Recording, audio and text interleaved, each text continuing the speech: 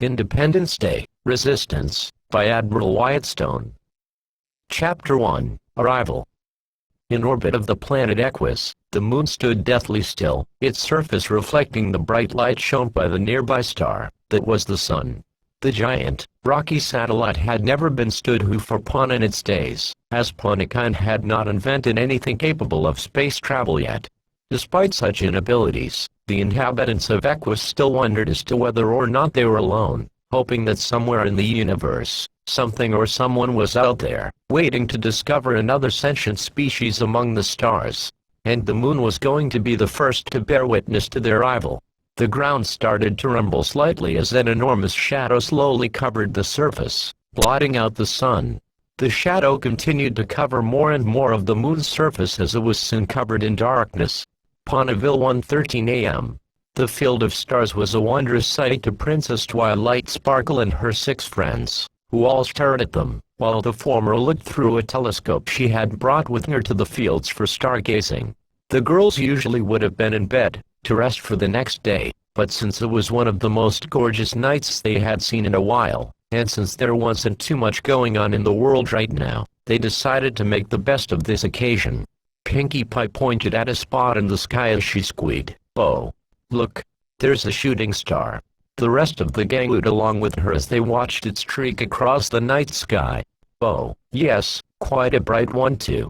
Flutter," she said as she watched the shooting star disappear into the darkness of space, turning back to Twilight as she turned the telescope towards another constellation. "Oh, Canis Major is brighter than I've seen it before," the purple alicorn said as she heard Rainbow Dash speak up.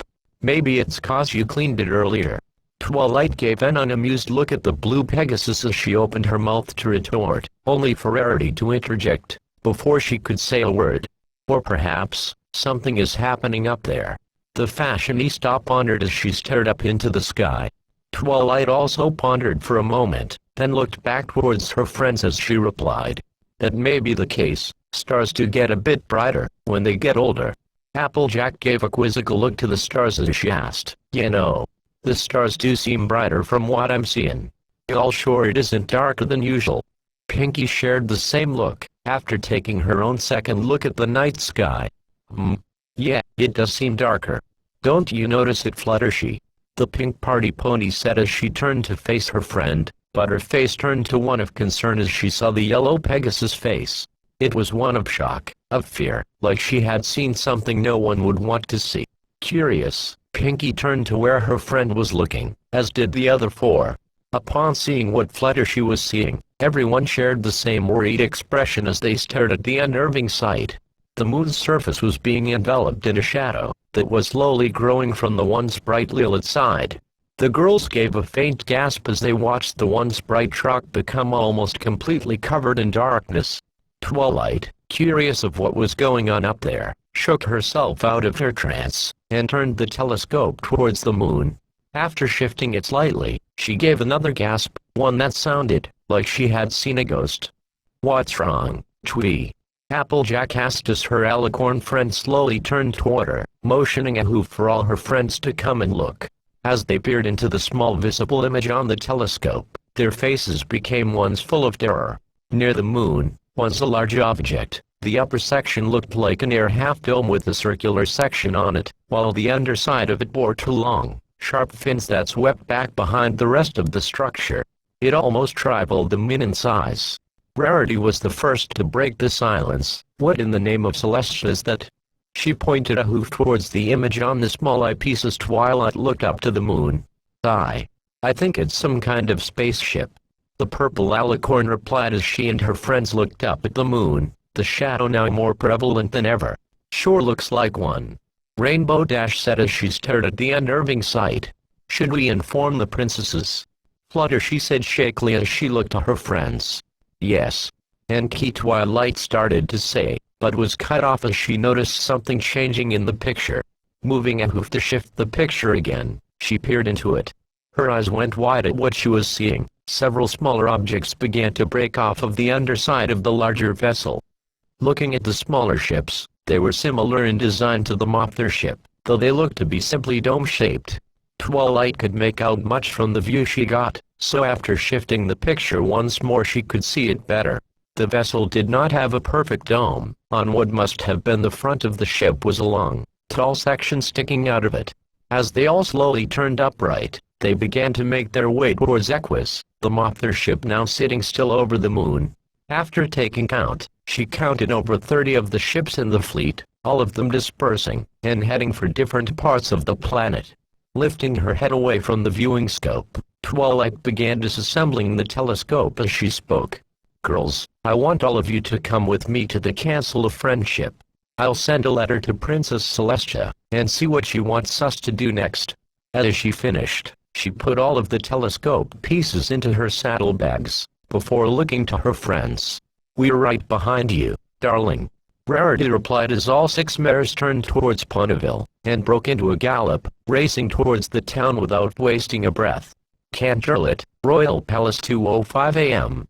It had been a long and tiring day for Princess Celestia. Having to deal with countless meetings and plan special events was tiresome, but worth it at the end of the day. It had been almost an hour since she saw her nephew Prince Blueblood depart for Las Pegasus to spend some leisurely time there, and her sister, Princess Luna, had already went to her private chambers to watch over the Dream Realm. Now it was time to get some rest herself. As she trotted up the stairs to her room, Celestia hummed a soothing tune to herself, before she was stopped in her tracks by a flash of magic. As the magic swiftly dissipated, a rolled-up scroll fell onto the steps ahead of Celestia. Picking it up in her magic, the princess opened up the scroll and began to read. "Dear Princess Celestia, while my friends and I were stargazing near Ponyville, we noticed a large shadow on the moon's surface. Upon closer examination, I found a large object coming towards Equus. After it stopped moving, several smaller objects detached from it and are making their way towards our planet. From what I can tell, they must be some kind of alien fleet. As to their purpose, I don't know for sure, but it doesn't seem good from the looks of it. I'm writing to you so that we can discuss our next plan of action. I hope to receive your response soon. Sincerely, Princess Twilight Sparkle." Celestia's eyes were left wide open upon finishing the letter, worried by her former students' supposed findings. If what Twilight was saying was true, then they were bound to make first contact with another species from the stars above. Curious as to whether or not Twilight was right, Celestia made her way up the stairs to her room. After opening the door and stepping inside, she trotted over to the window to see the moon. As she had feared, the moon was almost completely darkened, a large shadow covering the once-lit surface. After giving the shadow a closer look, Celestia seemed to notice that the shadow did have a strange look to it. Diverting her gaze from the window, the princess raced out of the room and downstairs, and back into the lobby. Celestia then made her way up another stairway, one that led to Luna's chamber. After knocking a hoof to the door, Celestia heard shuffling on the other side, then hoop steps. After a few hoop steps, the door opened to reveal a slightly disgruntled Luna looking up to her sister. "What is it, Shia?" the Princess of the Nights said, trying to hold back the irritation in her voice. Celestia gave an apologetic expression on her face. "Forgive me for the sudden interruption, dear sister, but something's wrong." "What do you mean?" Luna asked with raised eyebrow. "Come here," Celestia said as she and Luna trotted over to the nearby window. Celestia then pointed a hoof towards the moon. Upon seeing the sight Celestia alerted her to, Luna let out a horrified gasp, before looking to her sister. "What's happening to the moon?" Luna asked fearfully. "Fortunately, nothing is wrong with the moon, but something near it is the cause of that shadow." As Celestia finished, she opened Luna's closet, and pulled out her telescope before assembling it. After setting it up, she opened the window, and positioned the telescope towards the right side of the moon, before motioning for Luna to look into it. As she peered through the viewing glass, her eyes were wide, when she saw the sight before her, a large irregular dome-shaped vessel with 2 large fins underneath. Luna snapped her gaze away from the telescope, and looked up to Celestia. "What is that thing, Celestia?" "From what Twilight told me in her letter, it's some kind of spacefaring vessel, and apparently, several more have detached from it, and are heading to various places around the planet," Celestia replied grimly. Luna looked at the floor, sharing her sister's grim expression on her face. before looking back up to her. "What shall we do?" Celestia's face grew with determination as she answered her sister. "Twilight wishes for me to send a letter back to her to discuss our plan, so I'll start once I return to my chambers." Her expression was broken with a yawn as she began to feel tired. Perhaps just a letter could do until morning," Luna said with slight concern. "Yes, that sounds good. Hopefully, nothing too big will happen tomorrow," Celestia said tiredly. "Hopefully. Now you get some rest, sister. You've had quite a day," Luna replied. "But what about the let?" Celestia started to say, but was cut off by her sister. "I'll write it for you, is that all right?" Luna asked as her sister smiled thankfully. "Of course. Good night, sister," Celestia said as she made way for the door. "Good night, Shia," Luna replied as her sister shut the door lightly. Now that she was alone, Luna trotted over to her table and picked up a piece of paper and a quill before sitting down. Dipping the quill in ink, Luna began to write her letter. "Dear Princess Twilight, Abyssinia, 4:53 a.m. The dark, star-filled sky was a wonder to the anthropomorphic felines of Panthera, some stopping to admire the view they were seeing. Though the nighttime sky was a common thing to see every day, it still mesmerized them whenever they saw it. However, on this night, the sky was slightly darker than usual, the stars seemed brighter than they were before, and, seemingly from nowhere, a low rumbling was heard constantly since late into the night. Some of the citizens were a little uneasy from these strange abnormalities, but they pushed it off. Maybe it was just someone using some new, loud contraption, or maybe there were a large herd of animals passing by the city and the noise would stop eventually. But others knew otherwise. On the higher, bustling buildings and at the edges of the city, citizens got a clear view of the source of the noise. An enormous, fiery cloud that slowly moved across the sky. It looked so big that it could cover the entire city of Panthera. Occasionally, a loud howl would sound from the unnerving anomaly, but some of the citizens pushed themselves to go back to what they were doing. Unbeknownst to them all, however, that this strange sight would bring destruction, pain, and death to their city in due time, and they would most likely be powerless to stop it. Chapter 2, Darkness. Ponyville, 7:49 a.m. The light from outside the windows forced Spike to squint as he woke up, lifting himself out of his bed and stretching his arms out. As he hopped out of bed, he heard rapid hoop steps that got louder until the door to his bedroom opened, Twilight swiftly galloping in. The small dragon yawned as he spoke to his friend. "Morning, Twilight, what's got you?" Spike was interrupted by Twilight's reply. "Sorry, Spike, but my friends and I have got a meeting with Princess Celestia to attend, and I need to get everything together, so that we can come up with a plan." Is this about that alien fleet again?" Spike asked, slightly annoyed by the subject. "Yes, and I found out something else," Twilight replied as she looked for her supplies. "After sending my letter to the princesses, I decided to take another look at the moon, and I noticed something else near it. At first, it looked like one of those smaller ships that broke off from the mothership. And then I saw more of them, but the other ships didn't look familiar to the ones I saw last night." Spike raised an eyebrow. "Different ships? How many were there?" "I didn't take count that time around, but I think there were around 20 or more ships on the other side of the moon." "You think they're part of this invasion force?" Spike asked as Twilight picked up some quills, several pieces of paper and a compass. Putting the items into her saddlebags, Twilight replied, "I'm not sure, but whatever they were doing, it doesn't look good." Spike looked around the room for a moment, before seeing and walking over to his backpack, Twilight picking up the already drawn-on paper from it, and placing it with the other papers. "Well, since you're so worried about this alien fleet up there, you want me to come along?" "Due to the circumstances at the moment, yes," Twilight said as she placed the saddlebags onto her back. The alicorn then trotted over to her dragon friend, before speaking once more. "Hop on." Spike did so, climbing onto his friend before the two galloped out of the room, racing through the halls, until they saw the others. "That was fast," Rainbow Dash said with slight surprise. "So, are we ready to go?" Rarity asked Twilight. "I think so. We can take the train to Canterlet, so that we can get this meeting underway." the Alicorn Princess replied as she and her friends began trotting to the doors. So what do you think these aliens are gonna do? Do they like parties? Pinkie Pie asked with a smile on her face. I think that'll have to wait a little while. If they're a friendly species, they might be willing to. Twilight stopped as she felt the ground rumbling, almost as if a small earthquake was occurring. Is it an earthquake? Pinkie asked curiously, but got no answer as the room started to become slightly darker. Curious, Twilight trotted over to one of the windows nearby, and saw a dark gray cloud in the sky. After closer examination, however, she noticed small streaks of orange coming from the direction the cloud seemed to be heading. Twilight was silent for a moment, before turning to her friends. Everyone, outside, Twilight said as she galloped towards the door, her friends following suit.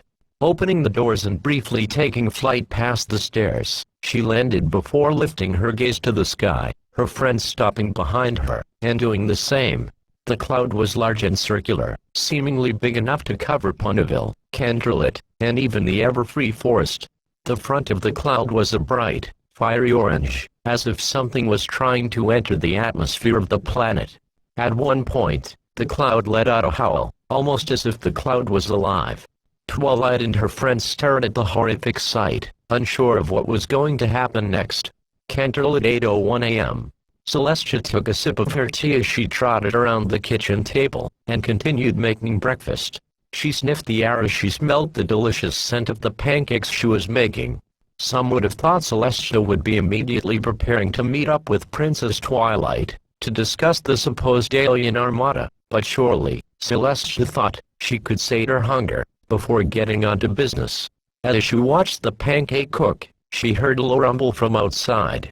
Curious of what it was, Celestia trotted over to the nearby window, to see what was going on. While it wasn't the best view, she could see what appeared to be a large cloud floating towards the city. The front of the cloud caught Celestia's eye, as it glowed a brilliant orange, like it was on fire. Celestia's curious viewing of the anomaly was interrupted, when her sister barged in through the door. Sister, what's wrong?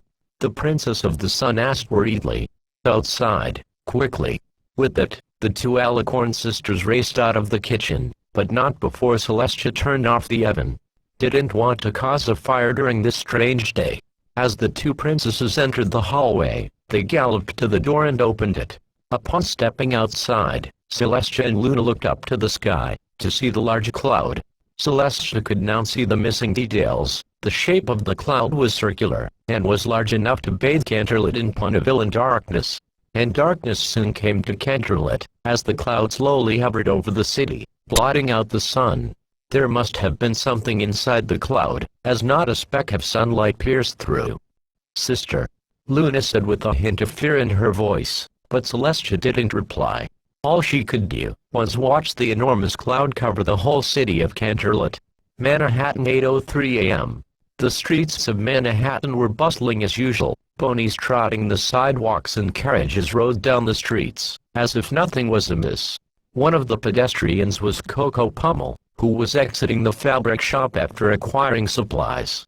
She was trotting out the doors of the store, when she heard something, a low rumbling from far away. Assuming it was just some loud machinery somewhere in the city, Coco continued trotting down the street, nearing the crosswalk, when she felt the ground shake lightly. The rumbling was more prevalent now, and Coco couldn't stop herself from looking around, to see where the noise could possibly be coming from. Then, looking to the sky, she saw it. A large, dark cloud slowly covering the city. The mare was put at unease upon seeing the orange, fiery glow from the front side of the cloud. Other ponies looked up at it too, curious and horrified as to what was above their city. The rumbling became more noticeable as the city seemed to quiet down, but Coco paid no mind to it. She could only focus on the enormous cloud that was shrouding Manhattan into darkness. Las Vegas 8:04 a.m. Prince Blueblood sipped his beverage as he relaxed at a table near one of the amusement park rides. He always saw such entertainment to be childish, but at least this place knew how to make a good drink. Delicious, the spoiled prince said as he set his drink onto the table with his magic. As he sat back, to relish in the beautiful sight that was Las Vegas's, he heard a low howl far away from where he was. His chair, along with the rest of the ground, began to shake lightly. As the shaking progressively got more rough, his drink fell to the ground, the glass breaking into several pieces. Annoyed, yet curious, the prince stood from his seat and looked around. At first, he saw nothing, but after trotting away from the building, to get a different view, he could see it. The cloud was gargantuan, dark, and seemed to be on fire. Blueblit seemed disturbed by this anomaly as he watched it slowly cover the city of Las Pegasus. From afar, he could hear some ponies cry out, or scream as they looked at the cloud. Some workers broke into a gallop, after getting a good look at the sight above. Blueblit, however, just stood where he was, and stared at the monstrous cloud, wondering what was causing it to appear like that. The changeling kingdom made 06 a.m. Pharynx breathed tiredly as he raced towards the changeling hive, disturbed and worried about what he had seen during his scouting mission. Whatever that large cloud was, it could pose a threat to his fellow drones, and he wasn't going to waste a second to prevent that. As he landed inside the hive, Pharynx ran through the shifting corridors, unsure of where the queen was. Fortunately for him, she wasn't that far. After passing through 6 or 7 corridors, he saw her, discussing her plans with some of her other drones. The purple-eyed changeling warrior took a breath as he finally stopped in front of Queen Chrysalis, who gave a satisfied grin of anticipation as she spoke to him. "Report, Pharynx. What did you find?" "Hawk, my queen. Hawk, I found, Hawk, something." He finally caught his breath as he steadied himself upwards. "Something large. What is it exactly?" Chrysalis asked with raised eyebrow. "You may want to follow me," he said as he began to fly out through the corridor and back outside. Chrysalis, curious of what had her drone in such rushy mood, followed after him, the drones she communed with a moment ago following suite. As they made it outside, Chrysalis nearly lost control as she landed erratically, stunned by the sight she was seeing. A cloud of fire that looked so enormous it could cover the entire kingdom. Recovering from her shock, Chrysalis asked Pharynx, "What is that thing?" "I don't know, but it can't be good." As he said that, Pharynx's eyes widened at the cloud. Something was coming out of it, something metallic and bulky, but he couldn't tell what it was. All he and his fellow changelings could do was watch as the cloud revealed its true appearance. Hippogryphia, Mount Eris 8:10 a.m. The top of the mountain was bustling with hippogriffs, many flying around the various structures they had built in their time on the mountain. Others were talking to their friends, or looking around the various shops for supplies. Except one, a yellowish-gray hippogriff with arctic blue hair sped down towards Hippogryphia, fear evident in her eyes. As she spotted the building where her mother resided, she continued her fast flight through the city, only stopping when she had reached the doors of the building. Opening them, she called out, "Mom." At first, she got no response. "Mom, there's something I need you to see." "Hold on, Skyster, I'm coming."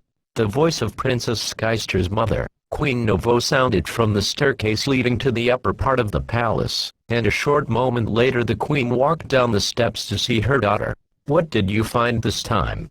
Novo said with a hint of unamusement in her voice. "It's big, come with me." Without giving her a moment to reply, the princess of the hippogriffs took flight back outside. Novo let out a sigh before taking flight, following her daughter to wherever she was going. A short flight away from the building later, she could see Skyster in midair hovering high above the kingdom. Flying upwards to hover alongside her, Novo spoke again. "I swear, if this is another one of your silly discoveries," She stopped as she saw what Skyster was talking about, a large, cylindrical cloud that bore fire on the front of it. Suddenly, the cloud seemed to slow briefly, bringing a hopeful smile to Skyster's face. But that smile immediately faded as something emerged from the cloud, a large, circular object that stretched out for miles. At what must have been the front of the ship was a tall, wafer-shaped structure that stuck out from the rest of it. The ship let out an unnerving howl as the cloud behind it began to dissipate. Queen Novo was silent, simply staring at the large object as she and her daughter watched it slowly hover towards Mount Eris. The Crystal Empire, 8:15 a.m. The once bustling Crystal Empire had become one driven by fear and uncertainty. Townspeople ran around the town, or into their homes as they tried to escape from whatever had taken their skies. As the large alien vessel slowly hovered over the city, Princess Cadance and Prince Shining Armor stood atop the palace as they watched the large newcomer. Behind them, Starlight Glimmer, Trixie, Thorax and Sunburst galloped over to them, all four of them horrified by the large object in the sky. "What an Equestria is that?" Trixie almost screamed to her friends. "We don't know, it came out of a large, fiery cloud behind it," Shining Armor replied, continuing to stare at the large ship that was now almost blocking every inch of sunlight from the Empire. "We need to send a message to my aunt, she might know what to do," Cadance said to her husband and their guests. "That sounds like a good idea right now," Starlight said as the six of them all raced back into the palace, intent on figuring out what to do about the unknown object above their city. Canterlot at 8:19 a.m. It had been moments since the fire cloud had been first noticed, and now the alien ship that had departed it was now hovering right over Canterlot, just above the mountain. The royal palace was directly underneath a dented section of the underside of the ship, leaving Celestia and Luna to wonder just what that part of the ship was. The rest of the city was in a panic, ponies running or flying as far away from the ship as they could possibly get. One of the royal guards exited the palace and trotted over to Celestia and Luna. "What are your orders, your highnesses?" Celestia snapped her eyes away from the ship, steadying herself as she gave her answer. "Prepare the conference room. We are having guests that can help us with figuring out what to do about that vessel up there. And get a reporter here immediately. I shall address the nation once they've finished with the meeting." "Understood," the guard said, before bowing to the royal sisters, then turning back towards the palace as the princesses continued to gaze at the spaceship hovering above Canterlot. "I have a very bad feeling about this, sister," Luna said, fear present in her voice. "I know, and to be honest, I'm scared too," Celeste replied as she and Luna stared at the monstrous ship above them. Ponyville 8:24 a.m. The six mares and dragons sat in their seats as the train they boarded began to depart. Twilight placed her saddlebags in the space between her and Spike, taking a deep breath from all the running they had performed to get to the train. Rarity broke the vocal silence within the car. "So, what are you bringing the tools for, Twilight?" "In case we need to use it to develop our plan." Twilight looked up to the city of Canterlot, fear present in her next words. "And if we find out anything new, I'll need to document it, like I did earlier last night." "But, what if we can't do anything to stop them, assuming they're going to attack us?" Fluttershy asked, sharing Twilight's fearful tone. Twilight sighed before looking down at the floor of the train. "I don't know, Fluttershy." Then, lifting her head up with newfound determination, she continued. "But we have to hope that they aren't here to hurt us, that they're just bringing a lot of guests with them to make first contact. That's one possibility. I mean, if we were an extinct, spacefaring species we'd probably do something like that, right?" Applejack said in support of this theory. "I would hope so. I can't imagine what would happen if it's the former," Rarity said, her hope slightly drained as she considered all the possibilities they could think of. "Well, whatever happens, we'll just have to worry about what we can do after our meeting with the princesses," Twilight said finally. The others nodded in agreement, before looking out the windows to look at the darkened sky. They all stared at the large, dark ship with fear that, if Twilight's predictions were true, then Equestria may need more than it has to stand against the alien fleet. Chapter 3, Attack. Sea of Clouds, 8:44 a.m. Tempest Shadow stood at the bow of the large skiff she was on, Grubber at her side as they both watched the airship sail through the stormy skies to Mount Terrace. The Storm King had recently welcomed her among the ranks of his servants, and her first mission was to infiltrate the Hippogriff Kingdom and steal a magic pearl. All they had to do for the moment was to navigate the storm, and when they arrived Tempest and Grubber would sneak in and fulfill the king's orders. Curious of how much longer it would take for them to arrive at Hippogriffia, Tempest turned to Grubber and spoke down to him. "Grubber, get me an estimate on the time we have until we arrive at Mount Terrace." "You got it, boss," the small hedgehog replied, before walking over to a large hatch on the floor, opening it and making his way into the ship's interior. As he stepped inside, another being came out, a tall, light gray-haired creature with black armor, 2 blue bolts engraved on the chest piece. As the Storm King walked up beside Tempest, he spoke to her. "Well, you seem to take a liking to this storm of mine."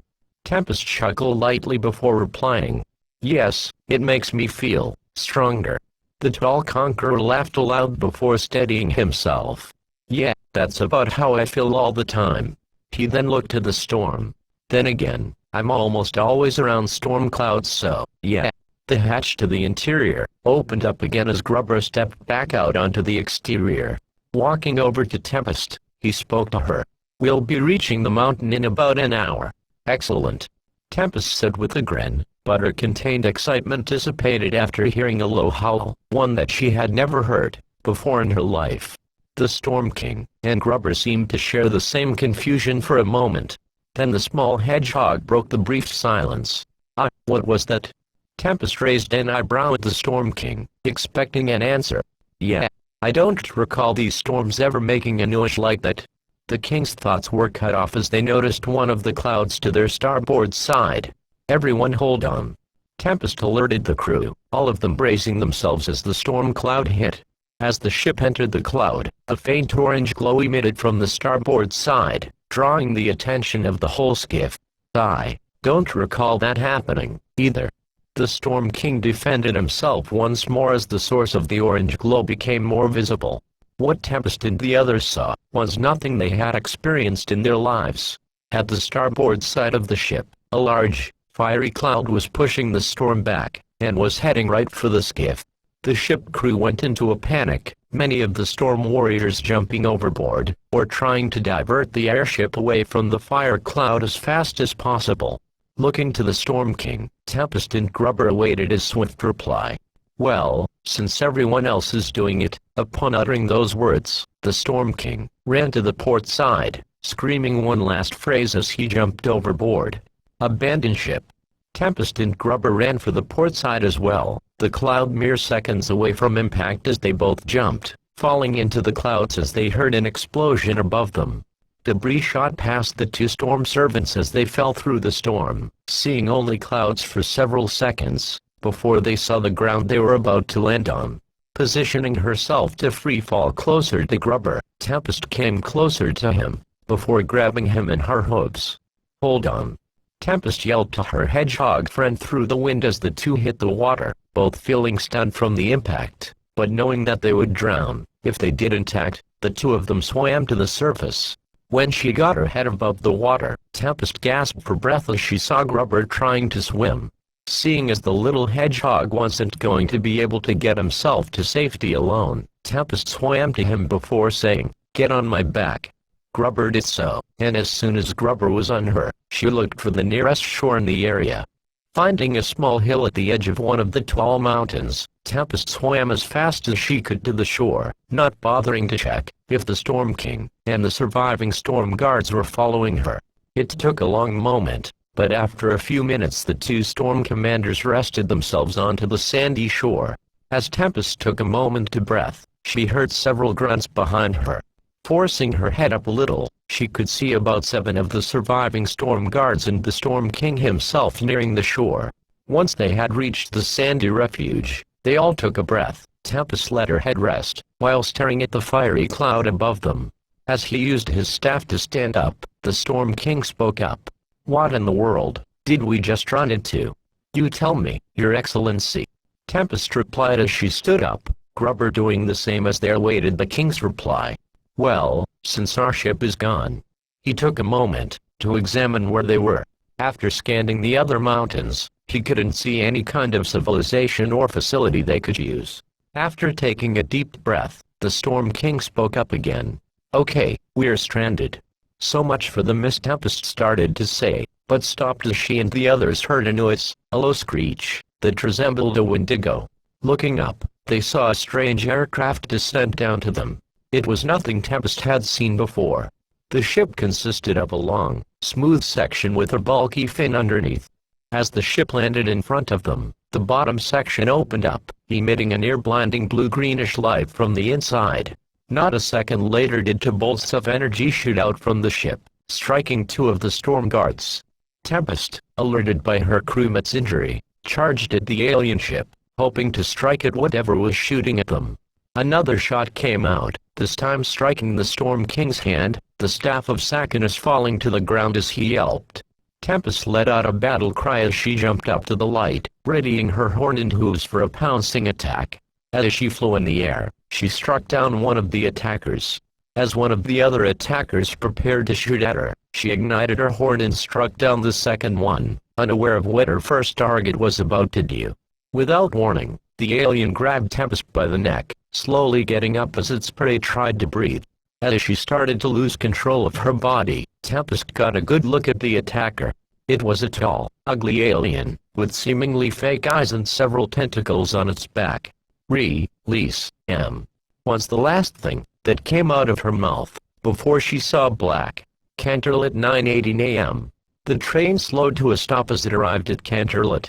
As the doors opened, loads of ponies were crowding the train's entrance, forcing Twilight and her friends to slip themselves through the crowd until nobody else was in their way. As they all gathered back together, they all raced through the city, passing by many panicking ponies for several minutes, until they finally reached the royal palace.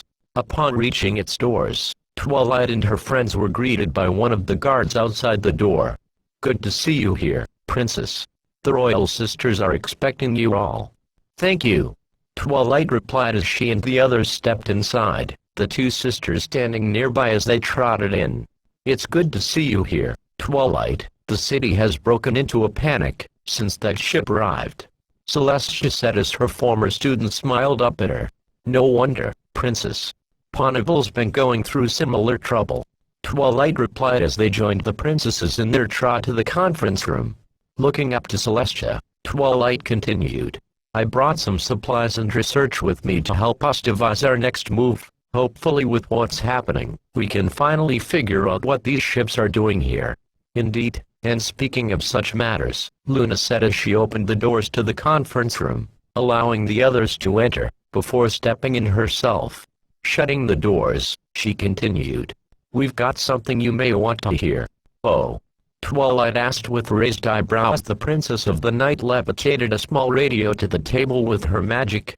Luna's face became stern as she continued, "We've recently started hearing news reports about the matter. It seems that Canterlot is not the only one underneath these ships." Upon finishing, she turned on the radio with her magic, static playing for a short second before a mare's voice spoke from the small device. "And this Justin, we've been getting reports from several cities and citizens about these large saucers in the sky. From what they told, they first appeared as some kind of fiery cloud. Some even mistook it for a dragon-filled storm. But shortly after a large, circular spaceship came out of them, and hovered towards the center of their city." As the mayor finished, a stallion's voice spoke up. "Yes, and according to royal scouting parties, we've spotted several of them over countless cities and populated areas, including Canterlot, Philadelphia, the Crystal Empire, the Changeling Hive, and even over the distant Mount Terrace."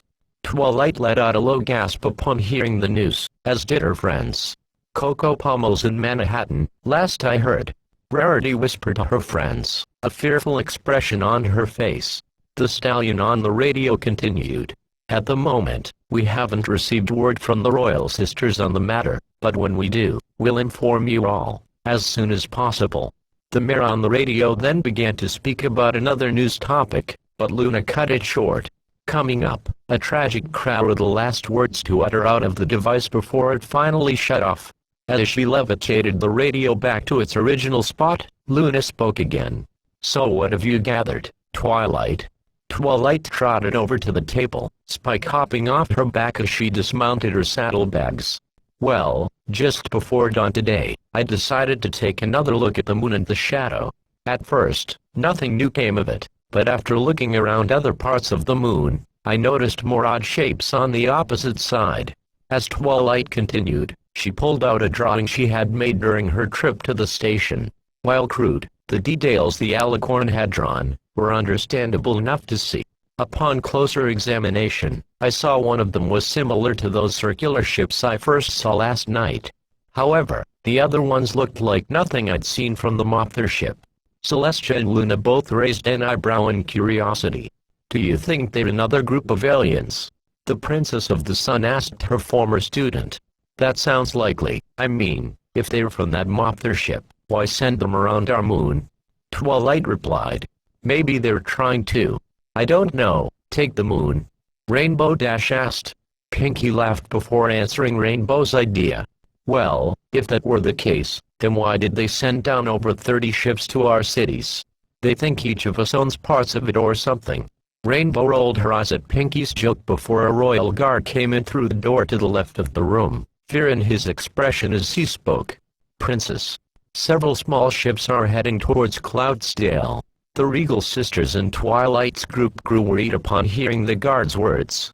Motioning for the others to follow, Celestia galloped out the left door, her sister and friends following behind. Climbing up the stairs to the observation room, Celestia and the others trotted upwards for several moments before finally reaching the door. Upon opening it and stepping out, the group entered the large, windowed room to see the faraway city of Cloudsdale, seemingly normal.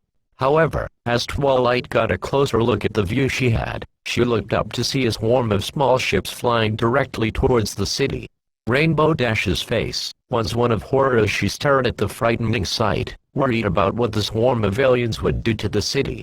Cloudsdale, 9:33 a.m.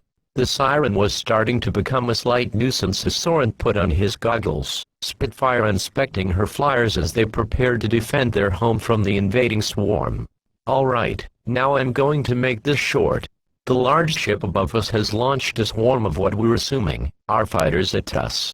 As Cloudsdale evacuates, we are going to hold them off as best we can. Understood? Yes, ma'am. Soren and the other 23 Wonderbolts said in unison, saluting their captain, before she turned towards the edge of the runway. Alright, let's show these aliens who's boss. As Spitfire finished, she and the other Wonderbolts took flight, flying over the runway, and into the sky. Upon seeing the aliens swarm to their right, the squadron of Pegasi turned towards them, getting ready to evade the initial attack.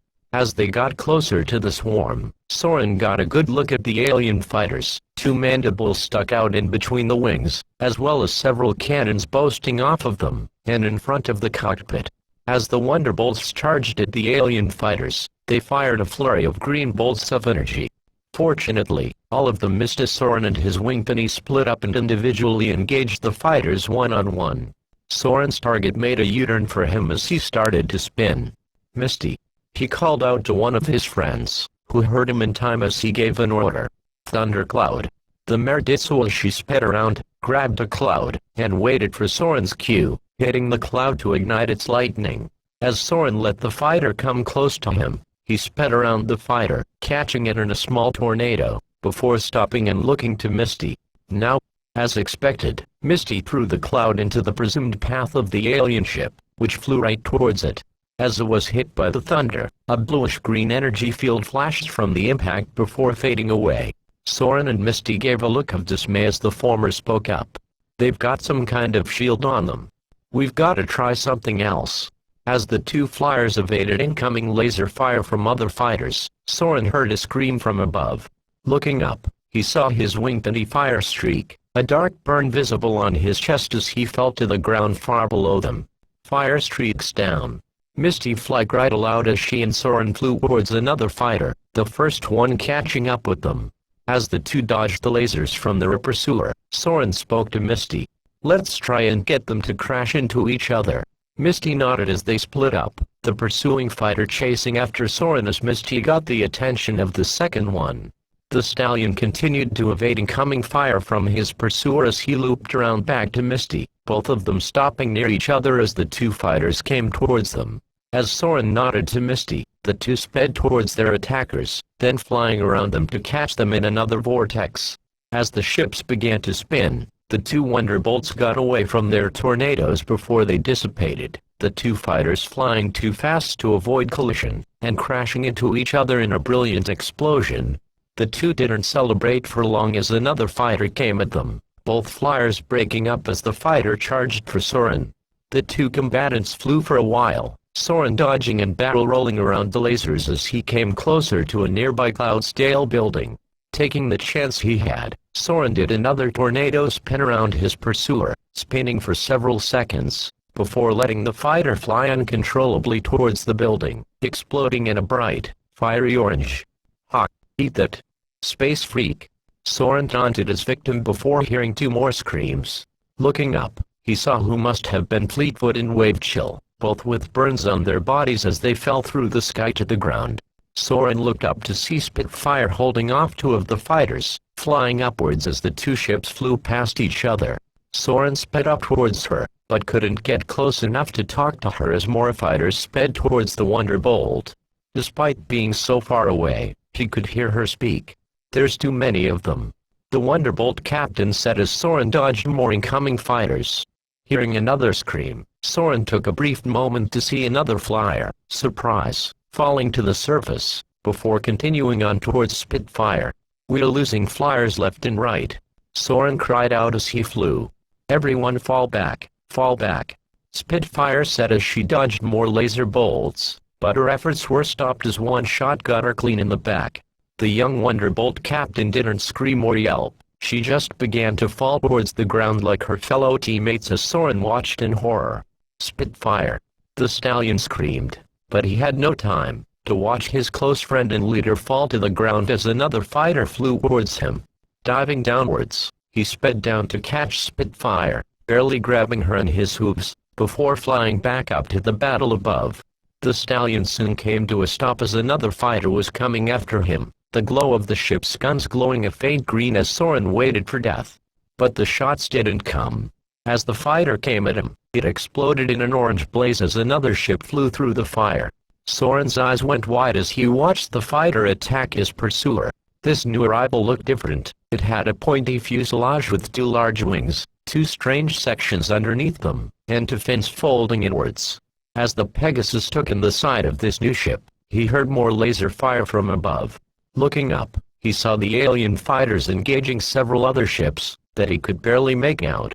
But after a moment, he could see that they looked similar to the one that had saved him. As he began to fly back up to the battle, his remaining teammates flew to him, all of them stopping together as they looked at their injured leader. "Is she?"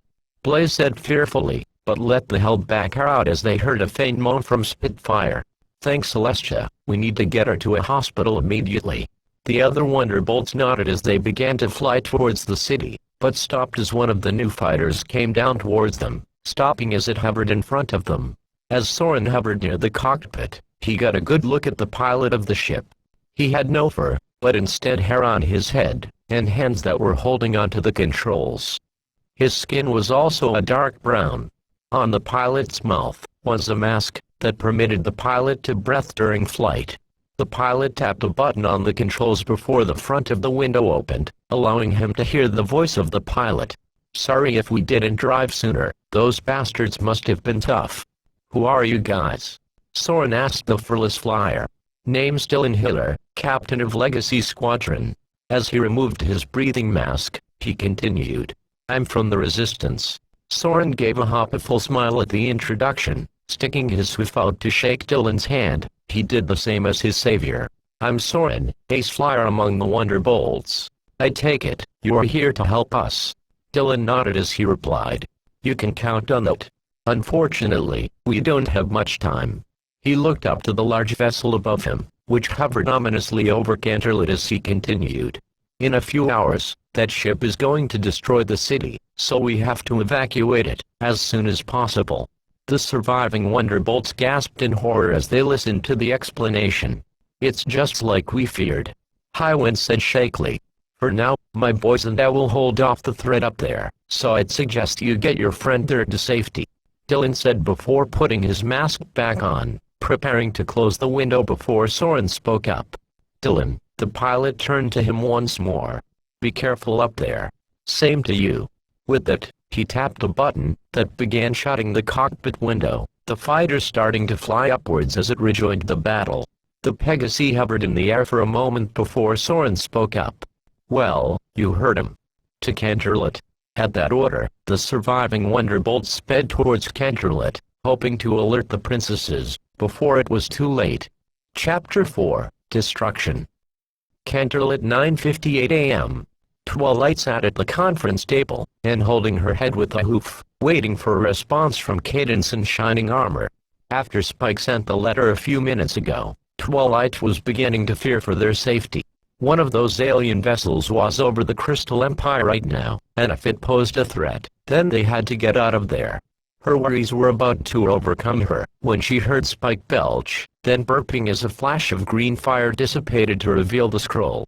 Upon seeing it, Twilight snatched it from the air in her magic, opened it up, and began to read it. Dear Twilight, it's good to know you're alright. And you're not the only one worried about that ship up there. The Empire has been in a state of panic for the last hour. I'm sorry if this isn't what you want to hear, but Cadence and I can't let the Empire fall to the alien threat. We'll be putting up a shield in case things get ugly, but I won't leave the Empire to be conquered or destroyed if there's a way to protect it. Don't worry about me, Twilly. Just make sure they don't hurt your friends or the ponies of Canterlot. I'm counting on you. We both are. I love ya, sis. Sincerely, Shining Armor. Twilight tried to force a smile, but her fear denied such an expression. Seeing that his friend needed hope to return to her, Spike stood up and walked over to her. They are not leaving. Twilight only shook her head, her eyes closed as she tried to calm herself. Well, you can't let that get to you. Your friends need you, Twilight. I need you, Spike said to try and restore his friend's morale. Twilight looked to Spike for a moment, then, taking in Spike's words, smiled in agreement. Standing up from her seat at the table, she crouched down and hugged Spike. Thanks, Spike. As the two began to trot out of the room, the door to the palace's entrance opened as Rainbow Dash flew in. Twilight, you gotta come out here. The Wonderbolts came. Both of them raising an eyebrow. Twilight and Spike raced out the doors, not even bothering to shut them as they left the conference room. As they stepped outside, they saw Rainbow Dash and the others staring out into the dark sky. Twilight and her dragon friend joined them to get a look. Sure enough, several Wonderbolts were flying to their position. Dash let out a horrified gasp upon seeing Spitfire, who was being held by Soren as the group of elite flyers landed. Good to see you here, Dash, Soren said with a hopeful smile as he carefully set Spitfire's body down on the ground, Blaze and Misty Fly helping him out with the short task. Dash hugged Soren tightly, not letting go for a good long moment before asking, Is Spitfire okay? The stallion's face fell to a somber expression. I don't know, she moved faintly, when I saved her. Celestia looked over to one of her guards. You, get Spitfire to the medical ward immediately. The unicorn guard saluted, before picking up Spitfire's body in her magic, putting her on his back, and galloping off into the palace. Well, since you're here, mind telling me what's happened? Rainbow asked her fellow Wonderbolt. Yeah, about that. We almost lost Cloudsdale. Over half of our team is gone, and I would have been dead if it hadn't been for this one fighter that came out of nowhere. What kind of fighter? Pinkie Pie asked Soren. I'm not sure, but after talking to the pilot of that ship, he told me something you need to know. The group looked to Soren, their ears perked as to hear every word of the explanation. Apparently, there's another force up there. He stopped as he and his audience heard a scream, then another one after that. Looking out into the city, the group saw several small ships lowering down towards the edges of Canterlot. As Twilight squinted to get a better look at them, she could see some smaller details. The front of the ship was smooth, and had large windows. At its sides were a pair of swept-back wings. At the back of the ship were two bulky sections that emitted blue light, which shifted to orange as the ship descended slower. And lastly, there was a section on the side that seemed to be some kind of door, bearing a slightly darker gray color from the rest of the ship. Soren and the other Wonderbolts watched the ships intently, but the others were immediately concerned. Should we get the guards out here? Fluttershy asked worriedly. No. Soren denied, receiving wide-eyed looks from the others. Looking at them, he tried to continue where he left off. They called themselves the Resistance. The stallion then looked out to the ships, which were now very close to Canterlot. And I think those are their ships. As Soren said that, the group continued to stare at the ships landing near the city limits, until Celestia decided to make a move. Everyone, follow me.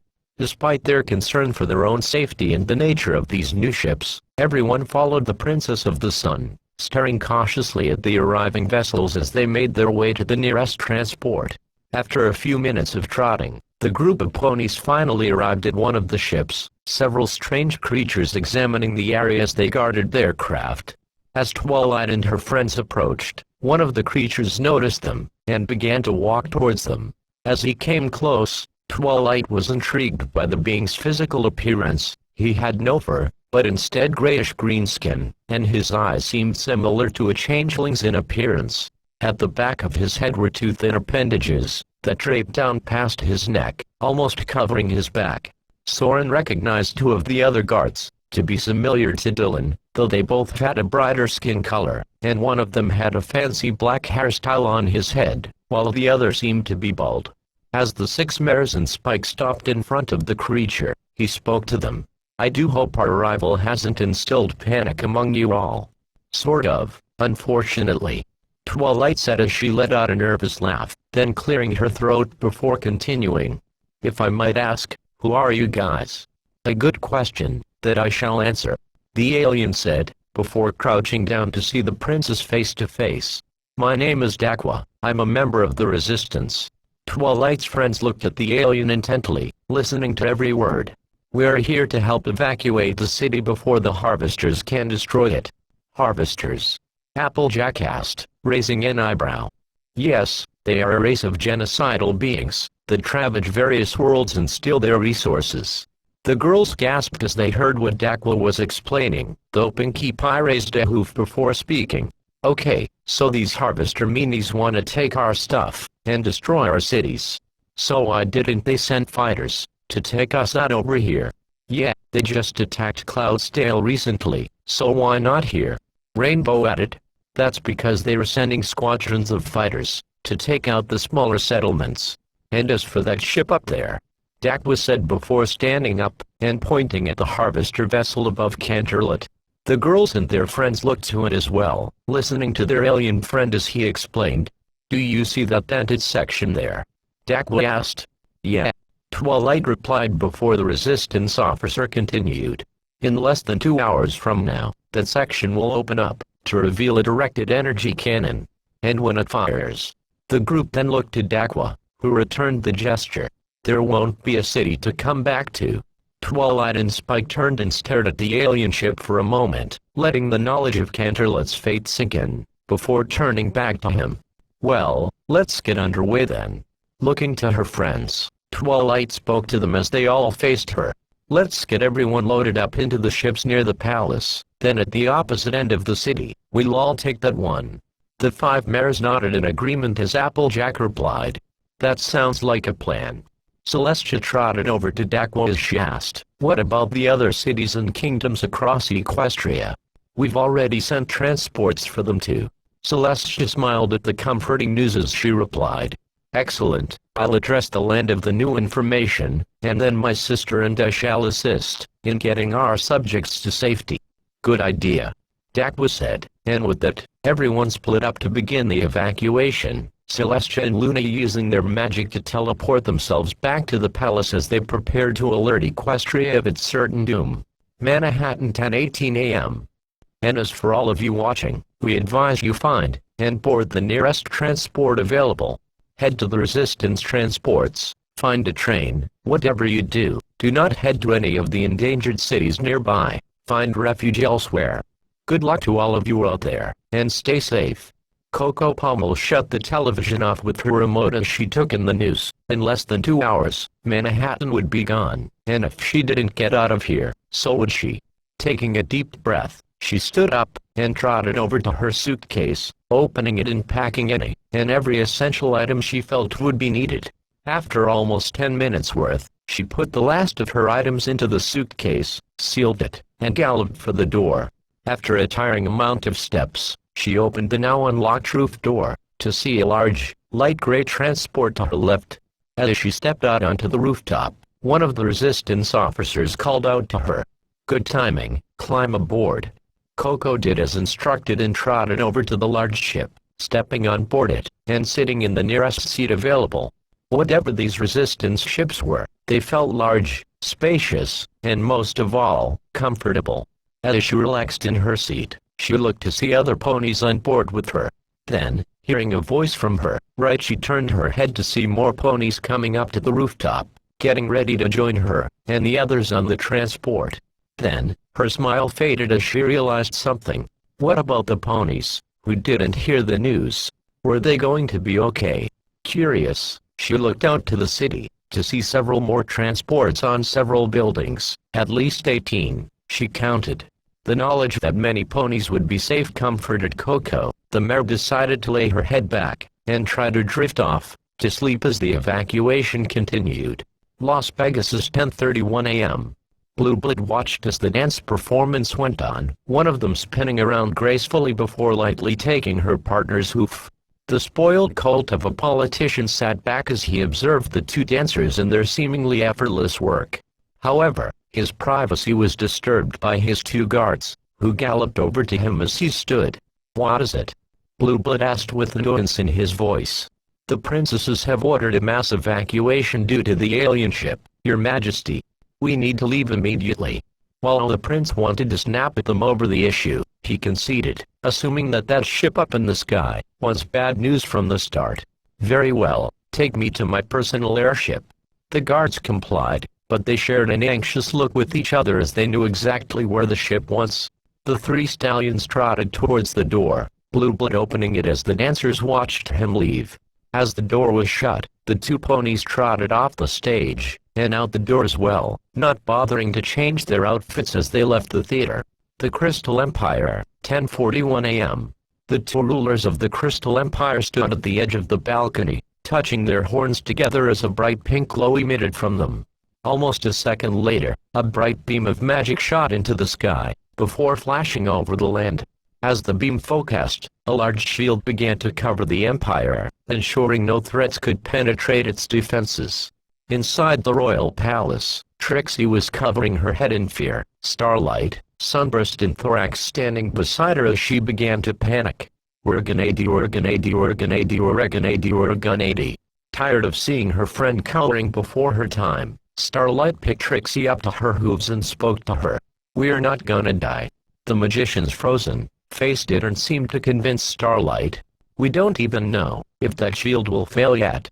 Just hold it together, Trixie," Sunburst said, then in an attempt to sympathize, "if it makes you feel better. I'm scared, too." Starlight nodded as she added, "We all are." The three ponies and Changeling then stared out into the dark, pink-tinted kingdom, hoping that the Empire could withstand the attack.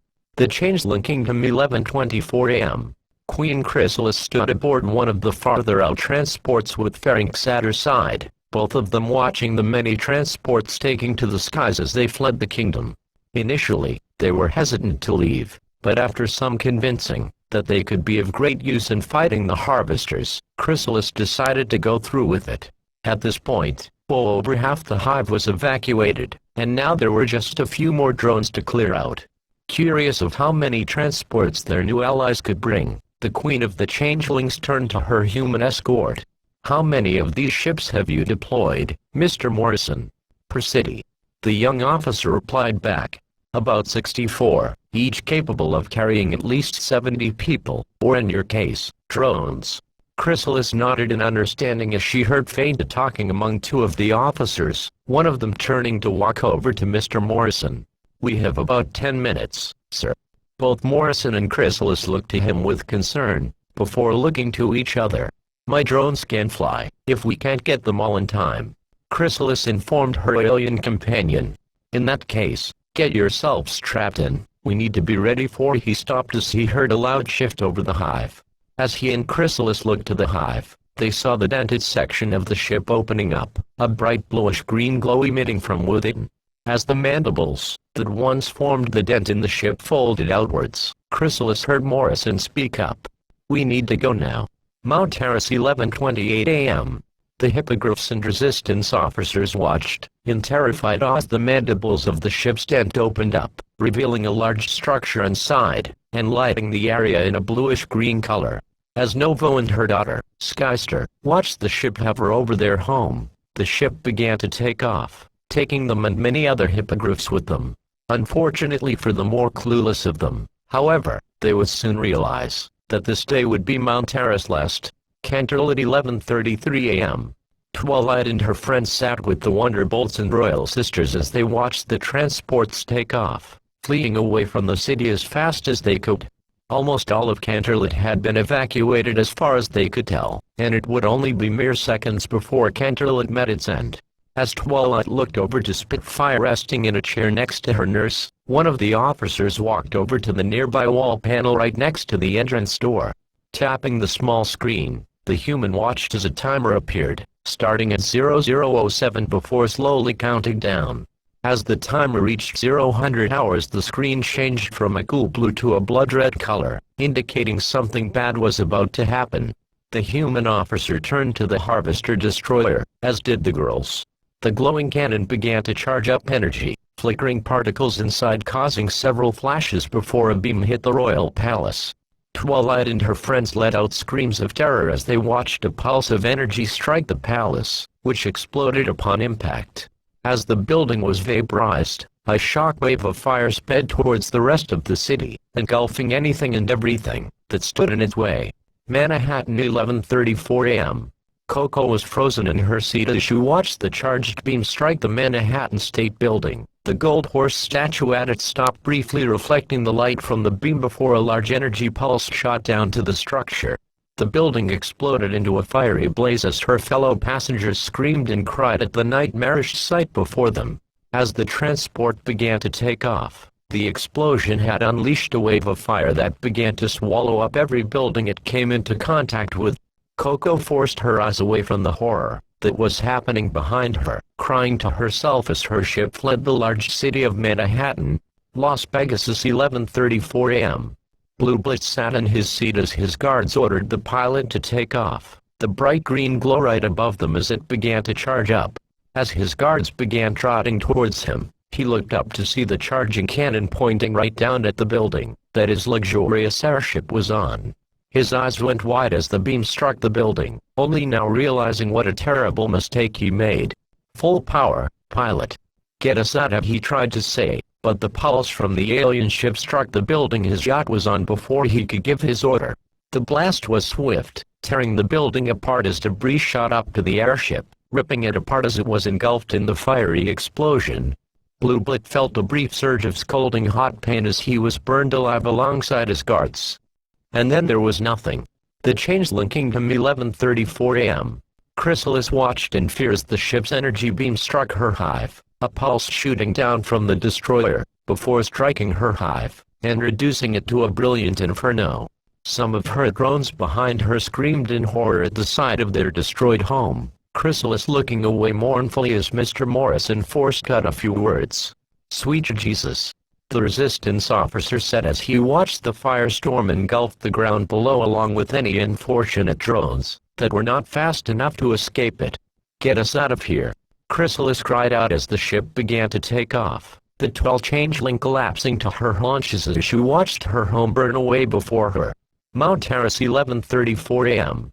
Princess Skyster screamed into her mother's chest as they both watched the beam strike the home of the hippogriffs, a pulse swiftly descending down to the top of the mountain before striking it. The mountain became a gargantuan inferno in seconds, the fiery blast covering the whole mountain from top to bottom. Queen Novo held on to her daughter as their ship flew away from the mountain, taking in the fact that everything that our people had made was gone. The Crystal Empire, 11:34 a.m.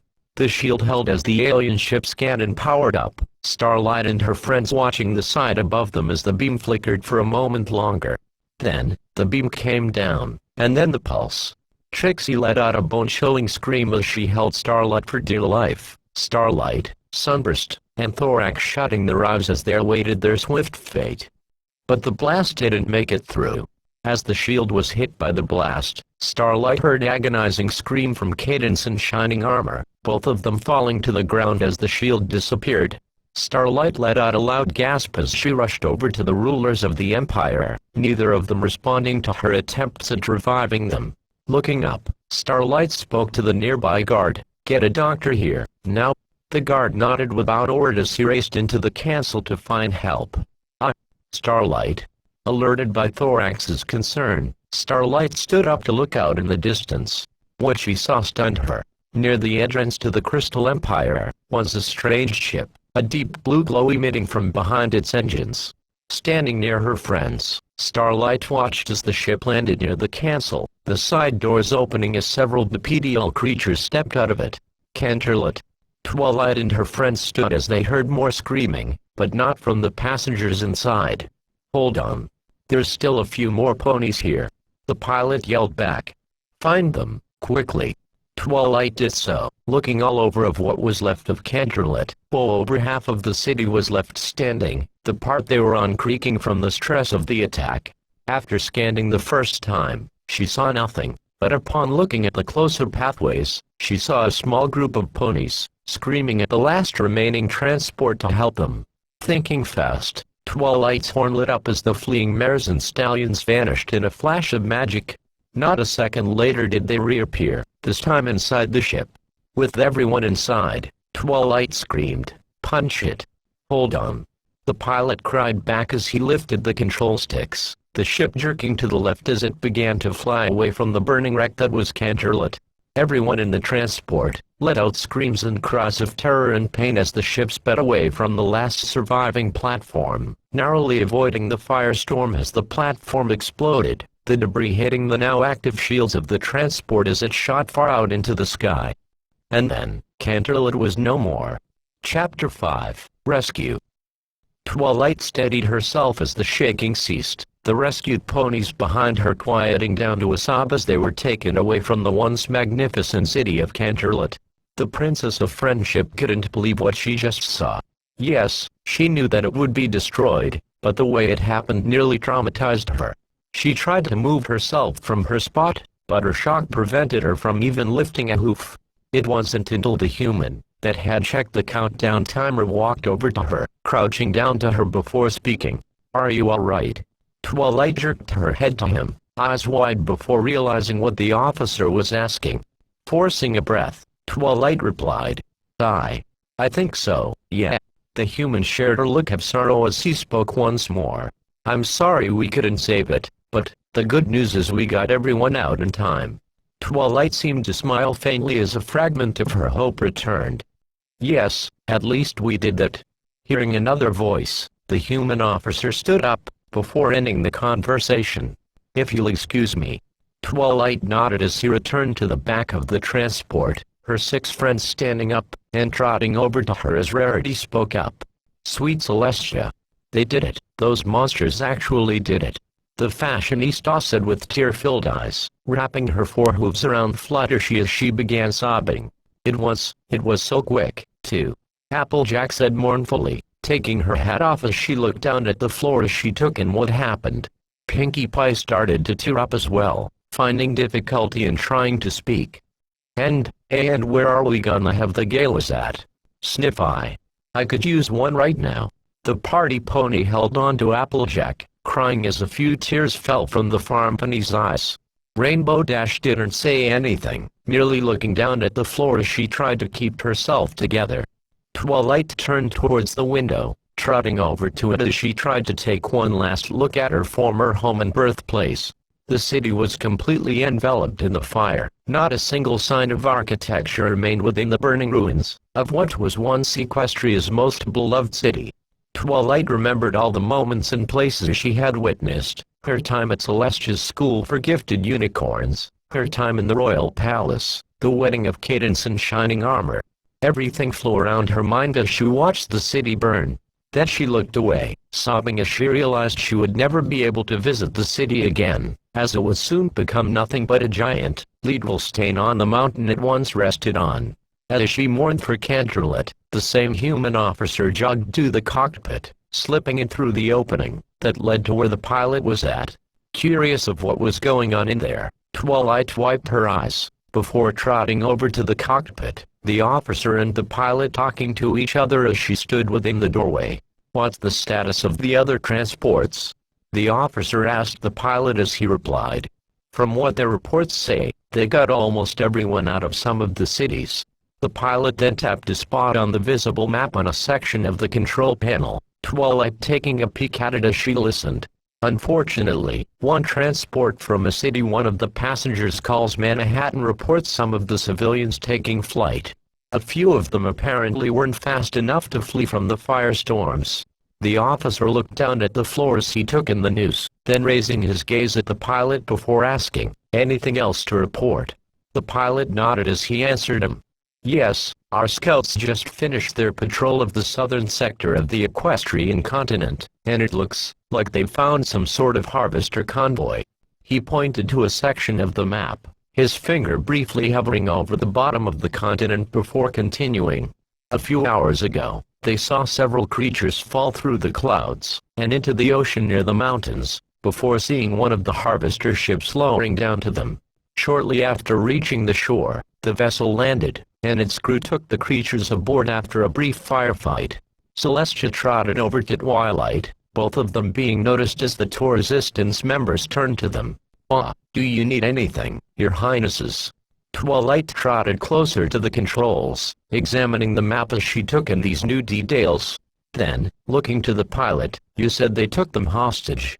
The pilot nodded as the officer added, "Abduction, they probably want to study them, in order to know more about the planet's inhabitants."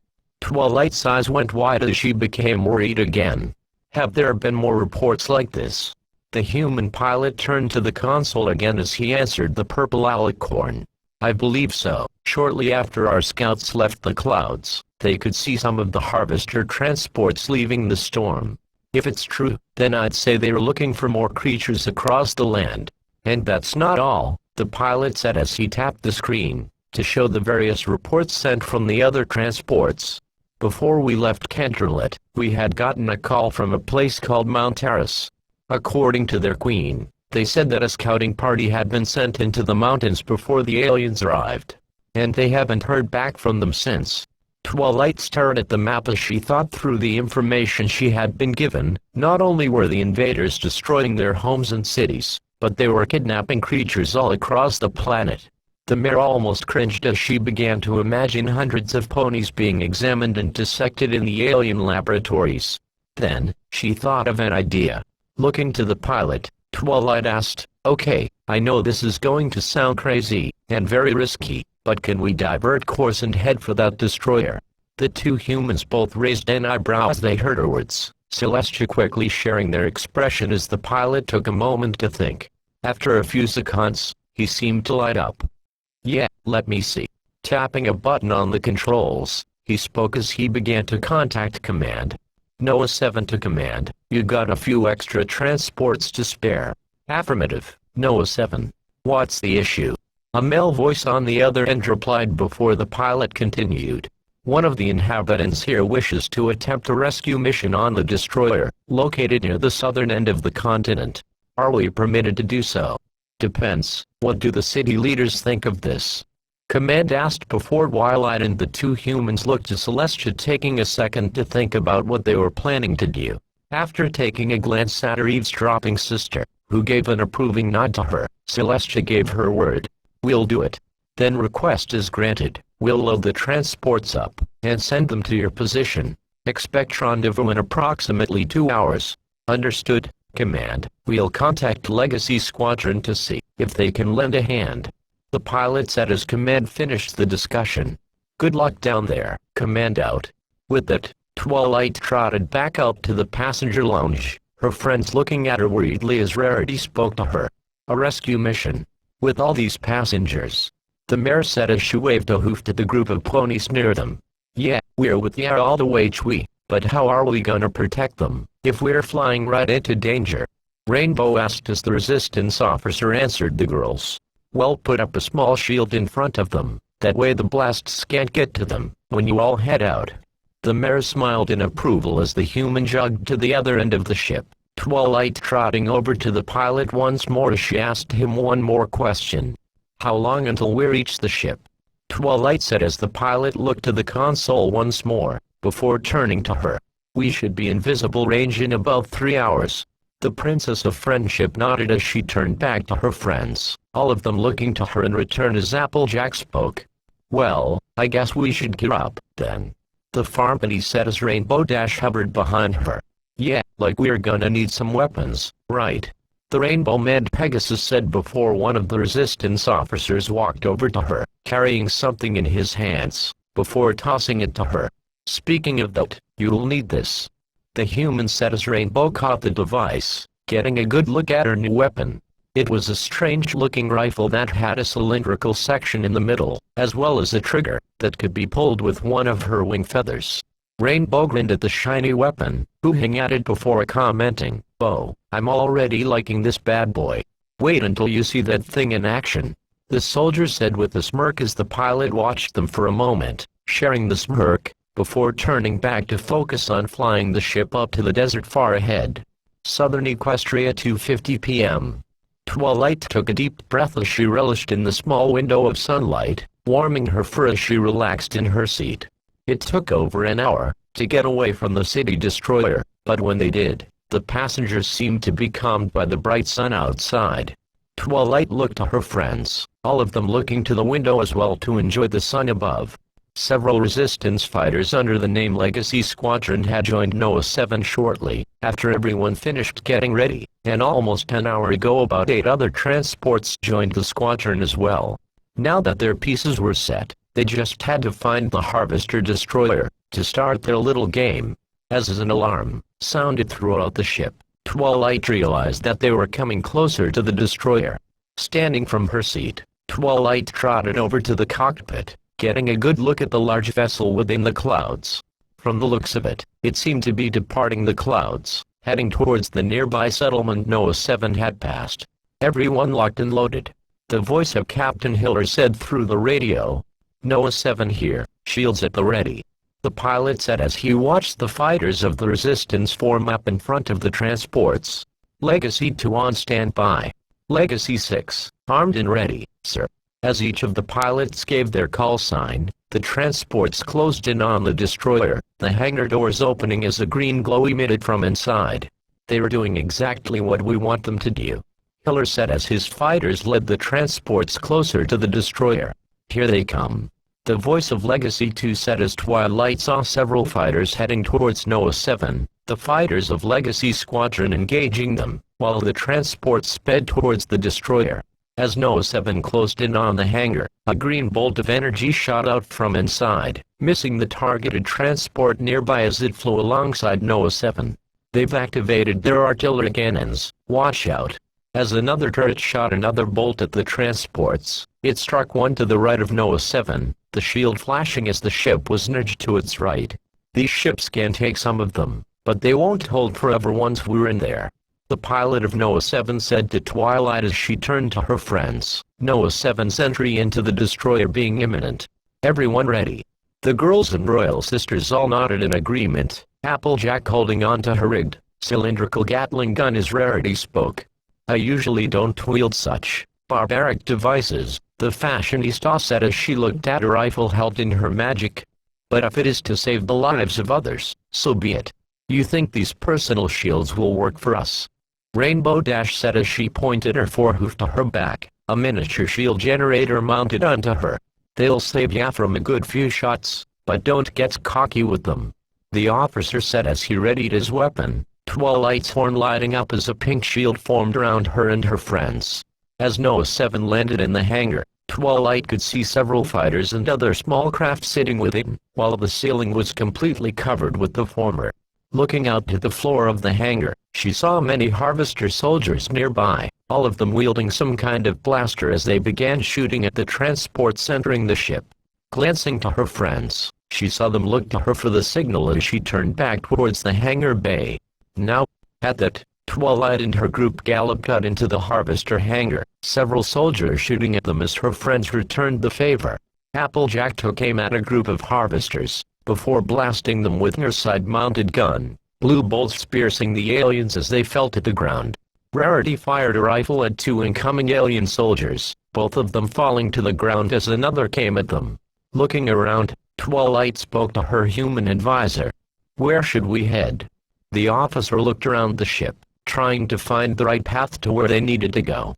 He had researched the specs and interior of the Harvester destroyers, and the brig would be somewhere on the other side of those doors. As the two looked for the right way, Rainbow Dash had struck down 2 more warriors. before targeting a third, larger one. Firing her blaster, the bolts hit the shields of the incoming alien. Great, now they've got personal shields too. Rainbow growled as she kept firing, the alien's shields taking a few more shots, before they finally failed, the alien following suit not a second after. After a moment of looking around, the advisor pointed to the left of the hangar. There. Hold on, everyone.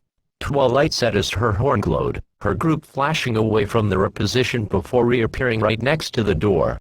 No more than a second after did the door open, another harvester entering the hangar. Not wasting a second, Rainbow shot the monster to the ground, the creature screeching as it fell. The group then raced inside, the doors shutting behind them as they entered a rather tall hallway. As Twilight looked around, there were surprisingly no soldiers down this path, permitting a sigh of relief from everyone in the group. As they began walking down the hall, Twilight organized their strategy. Okay, Applejack, cover our forward side. Rarity, get the back. Everyone else. The Princess of Friendship stopped as she looked in between the two other pathways, seeing no soldiers on either side before finishing. Keep your guard up. As everyone got into their positions, the advisor pointed forward. The brig should be that way. 3:20 p.m. Tempest's body ached as she began to wake up, slowly opening her eyes, before squinting at the assaulting green light. Taking a breath to calm herself, the storm commander slowly adjusted her eyes to the light. As she tried to move, she saw that her hooves were held to the table she was on, wire-like restraints holding her hooves tightly. Trying to examine the room, she began by looking to her left, only to see something that would haunt her for the rest of her days. The mare let out a horrific scream as she saw the disembodied head of the Storm King, lifeless and unmoving inside its rather large glass container. She stared at the disturbing sight for a good moment, burning its image into her mind, before breaking away to see the other containers. They all contained various biological material. One had a strip of flesh from a creature she did not know of, another had a skull of another unknown creature. Her gazing was put to a halt as she heard a noise from the chair, which began slowly descending downwards as Tempest looked to her restraints. She tried to use her horn to free herself from the wires, but the effort was futile as she couldn't see any sparks coming from it. As the table came to a stop, Tempest's breathing escalated as she saw her captors. They looked similar to the one that she saw from the transport, but they had real, pupil-less eyes that were looking right at her. They also seemed smaller than the one that attacked her. Tempest screamed again, trying hopelessly to alert anyone of her location as the aliens began messing with the section of the table underneath her. Near the lab, Twilight and the others heard the screams, stopping as they heard a mare's voice cry out, "Somebody help me." After looking around for a moment, Twilight's advisor pointed to a door on the right side of the hallway. In there, Tempest screamed and thrashed frantically, giving all her effort to get away from the aliens as a mechanical arm lifted into the air right above her, a sharp needle boasting off of the circular section of the arm.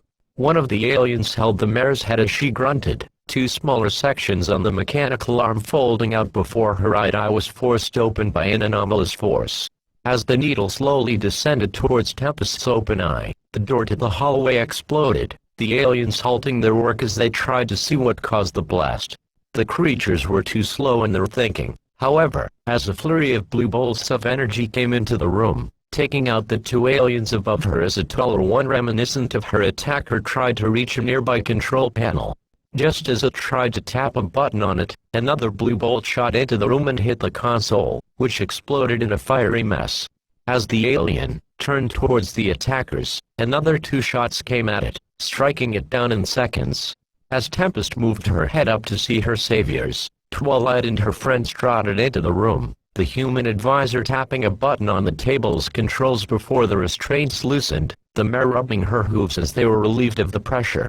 As she stood herself onto the floor, Tempest said through heavy breathing, "Thank you. Are you all right?"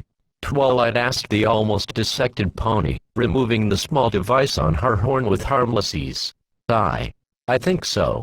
Tempest looked up to the ceiling once more, seeing all of the strange biological material above her before introducing herself. "My name is Tempest Shadow. My crew and I were taken prisoner by those things." the mayor said shakily as she looked to the creature near the console, raising an eyebrow as she saw it move slightly. That bastard's still alive, the advisor said with wide eyes as Tempest, fueled by anger over the death of her leader, trotted over to the creature. As the creature looked up to her, she growled, "Now you're gonna tell me where my crewmates are, or your day is going to get even uglier." Her horn began to spark with magic at that last word. "Tempest, I don't think that's a good idea," the advisor said, Rainbow Dash looking to the mare in question as she interrogated the monster. "Tell me," Tempest demanded as the monster moaned, Tempest gasping as her mind was assaulted with images of Grubber and the other storm guards. As Tempest began to scream from the mental onslaught, Rainbow lifted her rifle. "Screw this." Taking aim, she shot the alien in the head, ending its pathetic life, and relieving Tempest of the mental attack. As Tempest tried to breathe, Twilight helped her stabilize her footing. "Are you okay, Flutter?" she asked the shaken-up mare. Tempest was silent for a moment, looking at the door, before she finally spoke. "We need to go. Now. But what about the prisoners?" Pinkie Pie asked the mare. "I know where they are. Follow me." Without waiting, Tempest made for the door. "Wait. Take this," Twilight said before removing her personal shield device, and placing it onto Tempest's back, tapping a button as it activated. "What is it?" Tempest asked the princess. "It's a shield. It'll protect you from the Harvester's weapons," Twilight responded, Tempest slightly raising an eyebrow as she now knew the name of the alien threat. "Thanks, but what about you?" the former Storm Warrior asked her new ally. "I already got my own." As she said that, Twilight's horn glowed before a pink bubble formed briefly around her, Tempest nodding in acknowledgement as the group retained formation, before exiting the laboratory. Destroyer Brig 3:32 p.m. Grubber sat in boredom as he awaited whatever fate awaited him inside the ship, hoping that his friend Tempest was okay. He and the other surviving storm guards were sitting in silence, having nothing to do but listen to the nearby Hippogriff captives that were debating their fate. "What are we going to do? What will happen to Hippogriffia?" one of the male Hippogriff warriors asked his allies. "I don't know, but if we get the chance, we'll take the fight to them," Skybeak said to his squad as he stood next to them. "And even if we fail, surely our home will survive." Their conversation was put to an immediate stop as the door to the hallway opened, several ponies and a single strange creature trotting inside as they gasped in joyous surprise. "We're saved," the third Hippogriff cried out as the unknown creature began tapping on the control panel at the end of the room, opening all of the cells as he and his fellow warriors stepped out of their cell. Grubber's face lit up as he saw his unicorn friend, Tempest. Without asking, he embraced her hooves, hugging the mare tightly as she permitted a smile at the little hedgehog. "I'm fine, Grubber, but..." Looking to the other storm guards, Tempest looked at them mournfully as she gave the explanation. "The Storm King is dead, and since we have no one else to rely on, you take your orders from me and Twilight's group." "Understood." The large warriors saluted without hesitation, Grubber releasing his friend from the hug as the Hippogriffs came towards Twilight. "Thanks for the prison break. I'm Skybeak, leader of this squad." He paused for a moment as he remembered one missing guard. "Formerly, 4 guards of Hippogriffia. I'm Princess Twilight Sparkle, my friends, and I came after finding out about you all." The purple alicorn replied as they heard a gasp from Applejack, who fired a weapon at the incoming alien near the brig's entrance. As the creature fell to the ground, Twilight continued. "And as much as I'd like to do the pleasantries, Skybeak, we are short on time here." The Hippogriff nodded in agreement. "Right, we should get out of this place. Off is more like it," Rainbow Dash said as the former prisoners raised an eyebrow, Tempest trotting over to them as she explained. "We were on a ship run by an alien force called the Harvesters. They tried to dissect me before Twilight and the others arrived to save me." Grubber's eyes went wide with fear upon hearing her words. "And we're being pursued at the moment," Rarity warned her friends as she shot at another Harvester, which fell to the ground as Twilight spoke up. "Everyone, gather up, we're getting out of here." Twilight's friends did so as the princess deployed her magic shield, protecting her and the others inside as they began to exit the room. Destroyer Hangar, 3:50 p.m. The large door to the hangar bay opened as Twilight and her group returned, taking a good look at the area as they checked for obstacles. The hangar had more warriors protecting it, most of them engaging Noah 7. Twilight also saw that one of the transports had been destroyed, flames bursting from the remains. Unsure of what to do, Twilight spoke up. "There's so many of them." Skybeak looked at the many alien fighters deployed at the floor of the hangar, some of them taking off into the air outside the ship. Switching his gaze, he saw several large turrets at the edge of the hangar, most of them focusing on whatever was attacking from the outside. "We're gonna need a distraction," Rainbow said as she held her rifle in her wings. "I'll help with it," Skybeak said as the group looked to him in confusion. "I'll use one of the turrets to give those aliens something to shoot at. The rest of you can head to the transports." "But we came to get you out," Pinky said, worried about the Hippogriff warriors' safety. "Well, we're not gonna get out without someone holding them off," Skybeak defended, the group looking to him defeated as the Hippogriff looked to Twilight. "Princess, tell my family that I love them." Twilight hesitated as she tried to deny what was about to happen, but sighed as she gave in. "Owl, good luck." As the group looked out to the hangar again, Tempest pointed towards a rather large group of harvesters near Noah 7. "There, can you teleport me at that area?" Twilight smirked as she had a better idea. Her horn glowing, the group blinked away from the door, and teleported right behind the harvester squad, catching them by surprise. Without wasting a second, Tempest's horn sparked, before she shot out electrical magic, electrocuting the alien soldiers as they fell to the ground. As Twilight reignited her shield, the group ran towards Noah 7 as Rainbow looked to the nearby alien fighter, a plan hatching in her mind. Looking to Applejack, Rainbow said, "Cover me," before galloping towards the fighter, the others watching in shock. "Rainbow!" Applejack cried out, but her warning was not heard as Rainbow raced toward the fighter, dodging many of the incoming shots, before jumping and rolling near a harvester pilot, who was about to hop into the ship. Shooting the creature in the head, Rainbow looked to a nearby resistance soldier before calling out, "Catch!" The soldier she was looking at watched as she threw the rifle in the air. The soldier, catching it as Rainbow flew into the fighter's cockpit. Twilight and the others galloped into the transport, Skybeak breaking off as he flew to one of the turrets. The driver of the turret had no time to react as he was picked up and flung out of the seat, Skybeak sitting in it as he began to make use of the enemy's weapons. Once inside, Twilight noticed Rainbow was still not with them. "Where's Rainbow Dash?" the princess cried out as the Mare in question looked at the controls, taking a wild guess, before pressing one of the buttons on the console. Upon doing so, the ship began to hover, the cockpit window closing as Rainbow gripped the controls with her forehooves and wings. The Mare gave a mischievous grin as she began to lift the fighter into the air, turning it around towards one of the turrets. Pressing the trigger, the fighter's cannons shot out green energy bolts, before they struck the turret, blowing it to fiery pieces. "What an Equestria is that Mare doing?" Applejack said in surprise, Rarity agreeing with her. "That Mare's insane," the fashionista said as she saw a few of the resistance soldiers cheering, watching as Rainbow used the fighter to attack the ground harvesters. "Whatever she's doing, it's helping us out," Luna said as she held a blue magic shield in front of the passengers, who looked on in shock as well as Twilight spoke to the pilot of Noah 7. "Get us in the air." The pilot nodded as he tapped a button for the radio. "All ships, clear the area, we've got them." "I repeat, we've got them."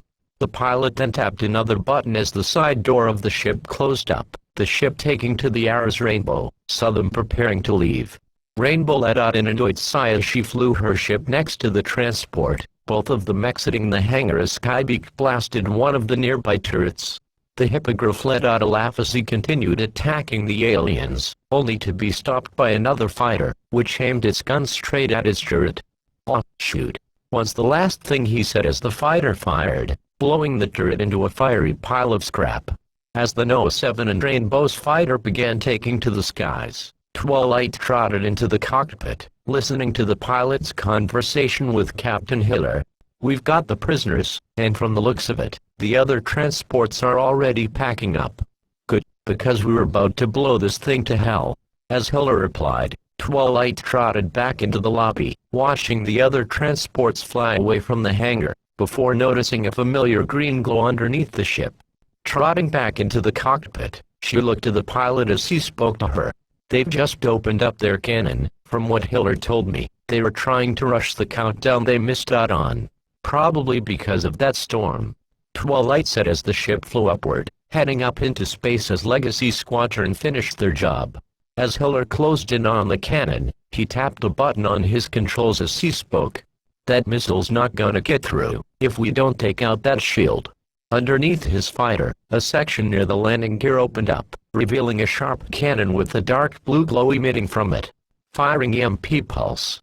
As he tapped the button again, a blue beam shot out from Hiller's fighter, striking the cannon as the shield flickered out.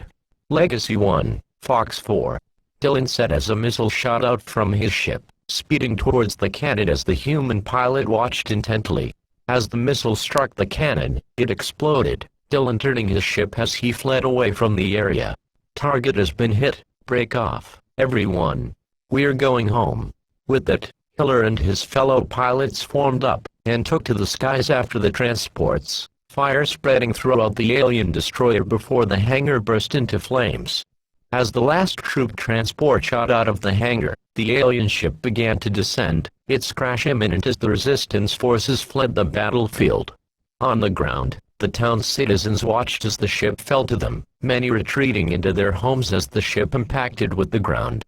As the dusty shockwave hit them, the town scratchers were flung off their feet and into the air. A few buildings also collapsed as the wind soon settled.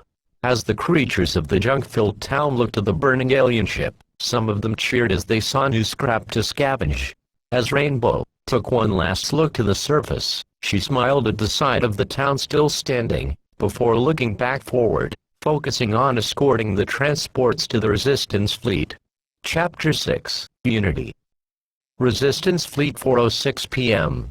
Twilight sat in her seat next to her friends as the light from the windows faded away, the stars being the only natural source of light as the Noah 7 transport exited the atmosphere. As the change in lighting occurred, some of the rescued ponies from Canterlot looked up in curiosity as they wondered where their sunlight went. One filly even began to tear up before her older brother comforted her, the small pony hugging the colt in fear as the ship flew higher into space. Standing up, Twilight trotted over to the cockpit, her friends doing the same as they went to see what the Resistance starship looked like. On the radio, Rainbow Dash spoke up as she and Noah 7 came closer to the ship. "Wow. You guys all seeing this?" Rainbow said to her friends, looking down to her radio for a moment as she didn't expect to reply. "Yeah, she's an interesting one." Applejack replied to her friend and the captured attacker as the two ships came closer to the Resistance command ship. The vessel looked like one of the city destroyers from the first attack, but upon closer examination, Twilight could see some slight differences on it. The hangar lights were a bluish-white color, and around the bulk hearing section were several turrets, all of them sharing a blue glow as they faced another object, one that Twilight recognized. The Harvester mothership was hovering near the moon, as still as a statue as a few fighters engaged the defending ships around the Resistance destroyer. Around the flagship were several other starships, most of them bearing a different design as Twilight examined them. One seemed to be a dagger shape, a ring around the pointy sides of the vessel, as well as boasting a set of 4 large mandibles around the ring. Another ship bore green, seemingly translucent armor, an odd purple glow emitting from the back of the vessel. A third ship had an organic look to it. It had several holes around its breathing armor, and Twilight could see several small objects flying in and out from various holes, most likely fighters. The fourth ship was a puzzling one. What was supposed to be one ship was made out of several hexagonal pods, some of them breaking off, to assist the defending fighters against the Harvester mothership. They called her the Whitmore, Noah 7's pilot began. "After the War of 2016, we managed to reactivate the last intact destroyer that sat in Umbutu, an area on the African continent on planet Earth. After some help from our alien allies, we gave the ship some additional gear and equipment to help her serve our cause." Twilight stared at the vessel as she took in the information, her friends giving impressed looks as the pilot tapped a button on the controls, the radio activating as the pilot spoke. "Command, this is Noah 7. Our mission was a success and we are requesting permission to land." As the transport came closer to the hangar, the officer on the other replied, "Permission granted, Noah 7. Welcome home." The radio went silent as the Noah 7 passed through the bluish-white force field, the other side being a massive hangar reminiscent of the destroyer back at the desert. Unlike that one, however, the area was crowded with ponies, transports, and several resistance fighters, some of them having taken damage as Twilight's transport began to descend to the floor of the hangar. As the ship's landing gear touched the ground, the side doors opened as the passengers stepped out. Twilight heard a few of the ponies on board the Whitmore cry out over the alien ship, but became quiet as they saw who was flying the fighter. As Rainbow Dash's fighter lowered to the floor, she scanned the area, trying to find Scootaloo or any other pony she knew. As she nearly finished looking, she saw two ponies, her parents, Bohathoof and Windy Whistles, both of them looking anxiously at her ship as it touched the ground. Twilight searched the area as well, spotting no one at first, until she heard a familiar voice. "Twilight, dearie." Turning to her parents, Twilight, Velvet and Nightlight galloped over to her, Twilight growing a thankful grin as she did the same, the three ponies holding each other tightly in an embrace. Rainbow followed Sweet as she flew to her parents. "Mom, Dad," she called out, the couple crying out joyfully as their daughter hugged them tightly, not letting go for a good long minute until Dash spoke up. "I wasn't sure if you two made it after that attack." "We feared the same, sweetie." Windy whimpered to her daughter as Bohathoof put a hoof to Rainbow's shoulder, before adding his own comment. "We are glad you and your friends made it, honey." As the family stood together, Rainbow looked at Twilight, watching her interact with her own family. "They've destroyed our home, Twilight." Twilight Velvet cried into her daughter's chest, Nightlight wiping his eyes as he spoke to his daughter. "What happened to Shining Armor?" Twilight's eyes widened as she remembered the Crystal Empire. Uncertain about their fate, Twilight simply said, "I don't know, they haven't sent another letter yet." Rarity looked around the area as she stepped out of the transport, not spotting her sister or any other familiar faces before one voice called out, "Rarity." The fashionista's face became one of thankful glee upon seeing her friend from Manhattan, Coco. The two mares raced towards each other, before holding each other in a tight embrace, Coco tearing up as she spoke to Rarity. "They destroyed Manhattan, Rarity." "And Canterlot," the elegant mare replied as the two released themselves from the hug, Coco wiping her eyes as the two looked at Twilight and Rainbow's families. "Come with me, we've got a lot to talk about." As Rainbow's family and the others joined the Twilight, a human walked towards them all. As Twilight looked to him, she examined his appearance. He had a set of fuzzy brown hair, blue eyes, and a faint beard on his face. "Good to see you all here," the officer said, looking down to Twilight as he continued. "I'm Captain Jake Morrison, we've got plenty of room for your people." Twilight nodded to Jake as she introduced herself. "I'm Princess Twilight, these are my friends, Applejack, Pinkie Pie, Rarity, Fluttershy, and Rainbow Dash." The princess pointed a hoof to each of her friends respectively, Rainbow's parents giving proud smiles as Twilight introduced their daughter. "Pleasure to meet you," Jake said with a smile on his face as he looked to Rainbow for a moment, then to the alien fighter she flew. "You managed to snag one of those things from them?" the human asked the Pegasus with a curious smirk on his face.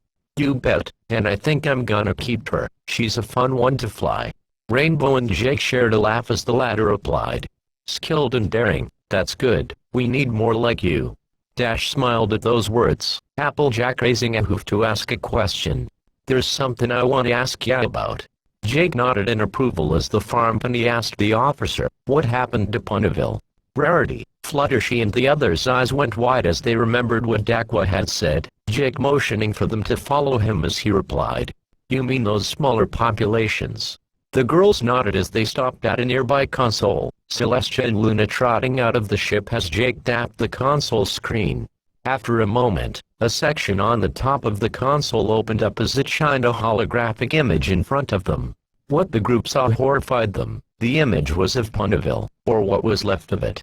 Town Hall was nothing but a pile of burning rubble, same with the houses, many of them still on fire, and having collapsed to the ground. Applejack, Rarity, Fluttershy and Rainbow Dash stood frozen as they took in the picture. Ponyville was destroyed, everyone either dead, or having left via train or flight in the case of a Pegasus. Fluttershy began to cry as Applejack's legs quivered, the mare almost falling to her knees had it not been for Soren, who had trotted over from the Noah 7 as they walked with Jake. Scootaloo! Rainbow whispered under her breath, tears filling her eyes as she remembered the little filly who had looked up to her ever since she started living in Ponyville. Jake looked at them mournfully. "I'm sorry, we couldn't get the..." He was cut off as several troops began crying out at something, the officer and the group of ponies turning to see a strange creature, which was holding its hand and claw up as it tried to broker peace with the soldiers. "At ease, everyone!" Celestia called out to the resistance warriors, all of them standing back, and she, Luna and Twilight's group trotted over to the familiar Draconequus. "Discord!" Fluttershy called out to him, the tall being smiling down at her as he replied back. "Fluttershy, it's good to see you're all right. I was so worried about you all." Though there was a hint of sarcasm, as if he knew they were fine, his expression was warming. Jake walked over to the group, pointing a finger at the Draconequus before asking, "Who's your friend here? And why is there a huge curtain behind you?" Rainbow asked as the group all saw the gray curtain that was hovering anomalously behind Discord. "Ah yes, about that. You see, during this whole Harvester invasion, I was getting something for you all." Discord cleared his throat as he corrected himself. "Scratch that, make that a lot of things." At those words, Discord pulled down the curtain, the surprise behind it bringing a tearful, yet thankful smile from Applejack, Rarity, Fluttershy, and Rainbow Dash. Behind Discord were loads of ponies and other various creatures, Apple Bloom, Scootaloo, Sweetie Belle, the Apple family, and even Fluttershy's animals. "Sis!" Apple Bloom cried out excitedly, Applejack racing towards her, Big Mac, and Granny Smith, before hugging her siblings tightly, Rarity and Rainbow doing the same as Sweetie Belle and Scootaloo raced to them. The mares and fillies cried and cheered together, happy to know that their family was safe. "Angel!" Fluttershy called out to her pet bunny, who jumped up excitedly as his owner hugged him with tear-filled eyes. The other animals gathered around them both, comforting the shy Pegasus as she cried joyfully. Around the group, ponies and resistance officers clapped and cheered, celebrating the massive amount of life saved. Soren's eyes perked up as he saw a familiar face amongst the crowd.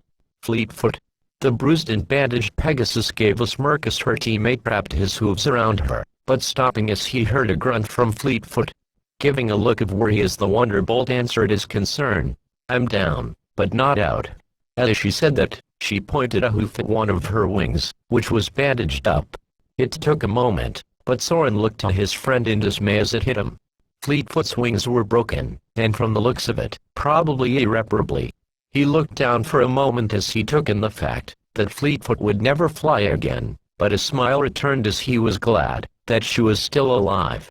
Twilight wiped her eyes as she smiled at the uplifting sight, her family and Rainbow's doing the same as they enjoyed this joyous moment in this time of terror. Whitmore Medical Bay, 8:15 p.m.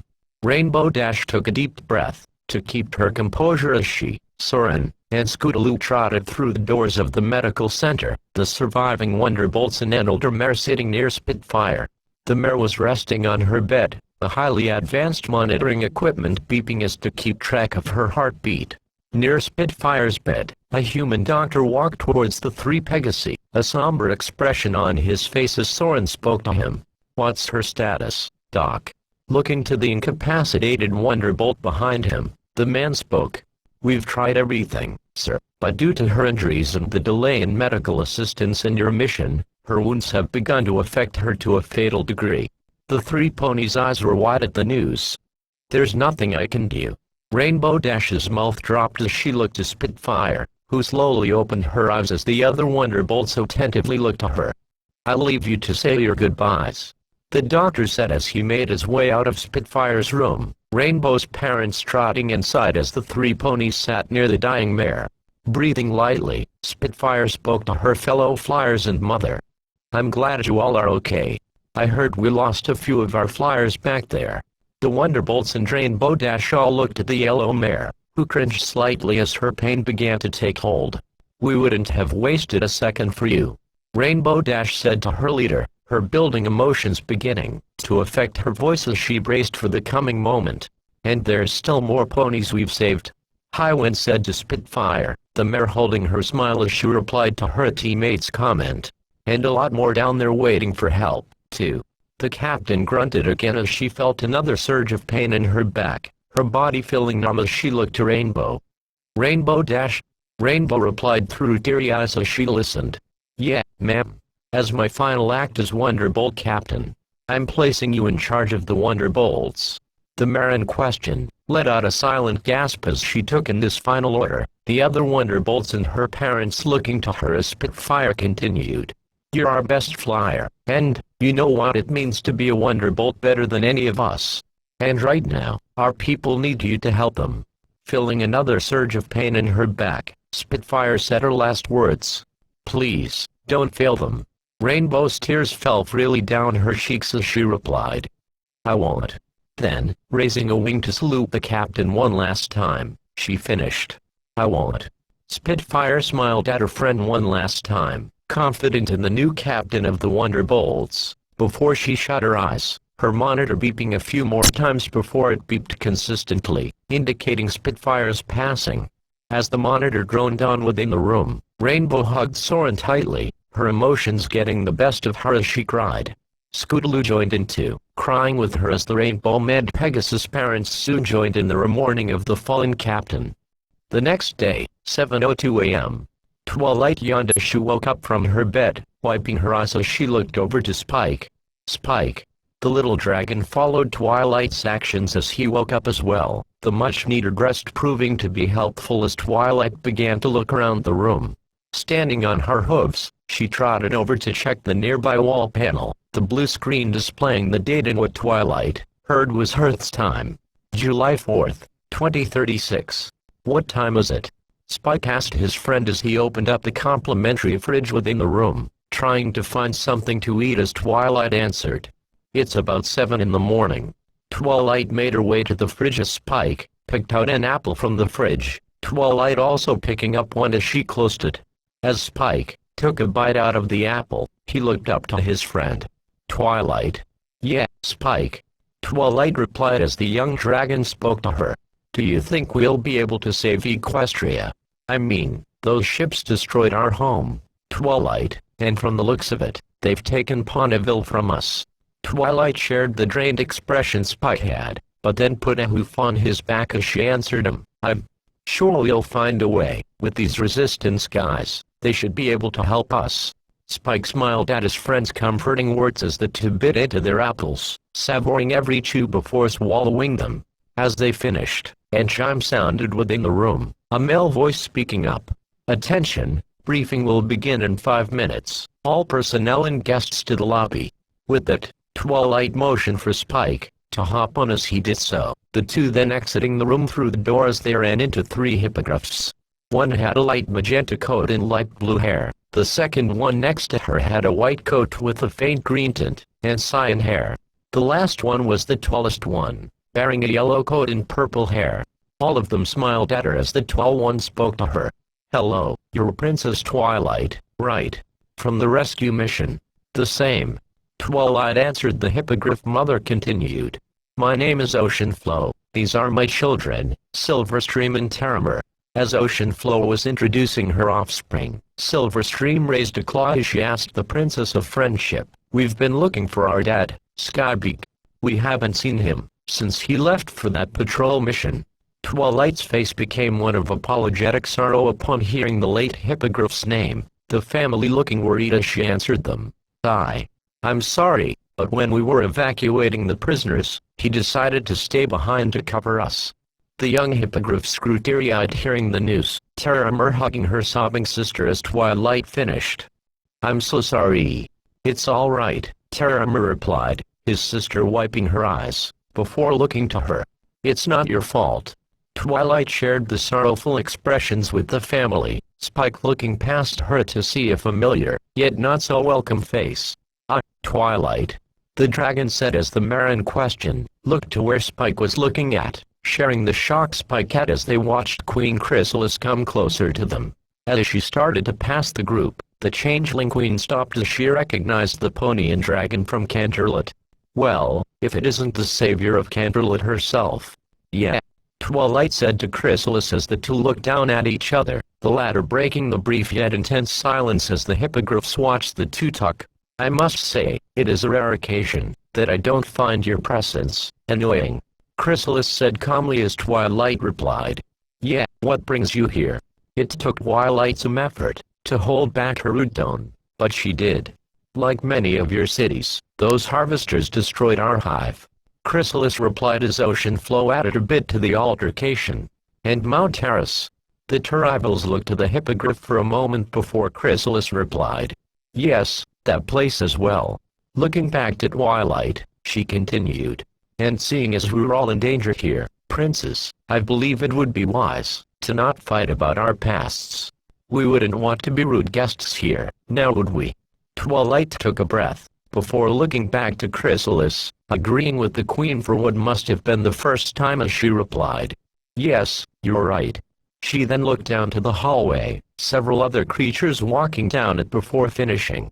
And frankly, we can't afford to at this point. With that, the group began trotting along with the other various creatures from Equestria, all of them reaching it before Twilight and her companions stepped through. The walk was long, but after a good 4 minutes of hallways they finally reached the door, Twilight and Spike passing through it as it opened. Upon stepping into the lobby, she saw a large audience of ponies, changelings, dragons, and countless others. Among them were her friends, standing with several other familiar friends in the audience. As Rainbow Dash took a look back, she saw Twilight and her friends entering the room. She waved at them before Twilight saw them, returning the gesture, before she continued scanning the room. At the other end of the room was a large window, giving a full view of Equus as it slowly rotated around on its invisible axis. Underneath it was a stage, several resistance officers standing at the edges there awaited the start of the briefing. At the center of the stage was a pole, holding a small microphone within its handle. Above the stage were two large monitors, each depicting an image of a various location in Equestria. One was of Saddle Arabia, one of the delegates standing in the middle of the image, another of what looked like the inside of the Crystal Palace. Twilight recognizing the Royal Guard, Flash Sentry, representing the Empire. The sight made Twilight's hope fade slightly, where were Cadence in shining armor. As Twilight and Chrysalis split up to go to their respective places, Spike cried out as she saw another familiar friend. Ember.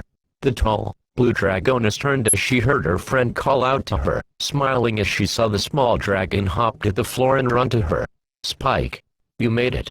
As Twilight trotted over to the two dragons with Ocean Flow's family in tow, Spike spoke to Ember. What happened down there? Well, as I figured out, one of those alien ships arrived and attacked the Dragonlands with their cannon underneath them. They sent fighters to try and finish us off. Ember then looked to the other side of the room, smiling at the sight of the resistance officers nearby. Thankfully, they helped us get out of there before things got real bad. Twilight and Spike smiled at the news, the former looking past Ember to see other dragons next to her, Garble and his friends, as well as another orange dragon with purple spines that she didn't recognize. Looking around once more, Twilight saw Princesses Celestia and Luna standing near the other race leaders, recognizing Prince Rutherford of the Yaks, as well as two more hippogriffs she didn't know the names of.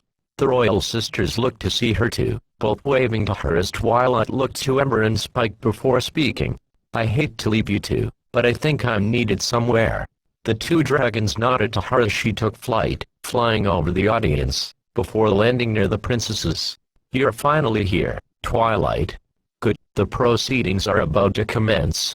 As Twilight got into position with the other princesses, another chime sounded, Celestia and Luna trotting up the steps to the stage near them as Twilight followed them. As they came onto the stage, Captains Hiller, Morrison, a white, levitating sphere and another resistance human met them from the right.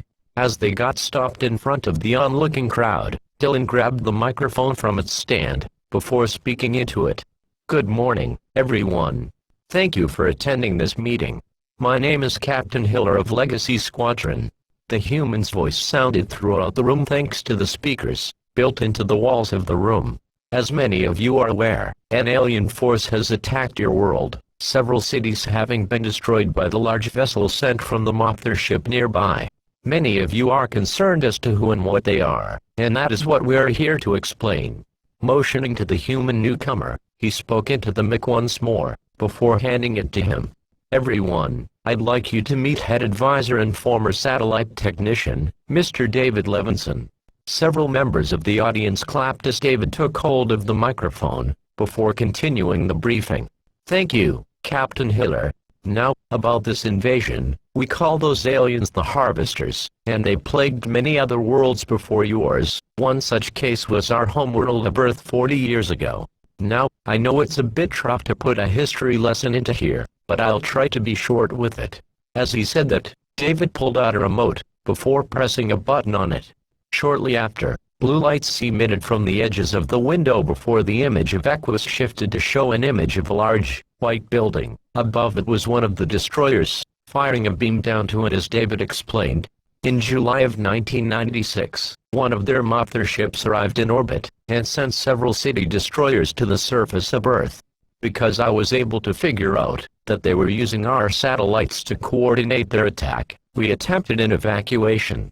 Unfortunately, the call came too late and the destroyers reduced over 100 of our major cities to rubble. At least 3 billion lives were lost in the span of 2 days.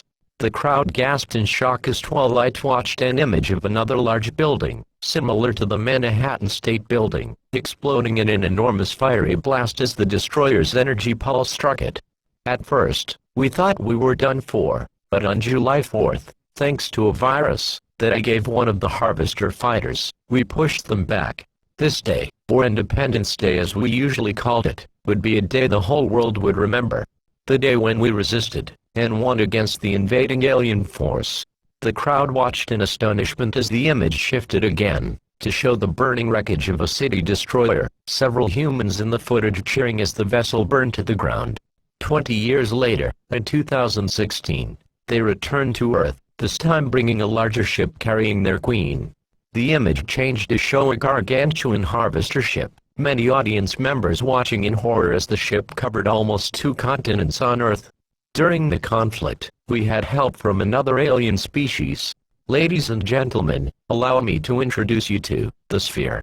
The crowd of creatures looked at the robotic alien and as it began to speak into David's microphone. Thank you, Mr. Levinson. Like so many other species, my kind was harassed by the Harvesters. In fact, I'm the last of my people, carrying all of our history and information about us.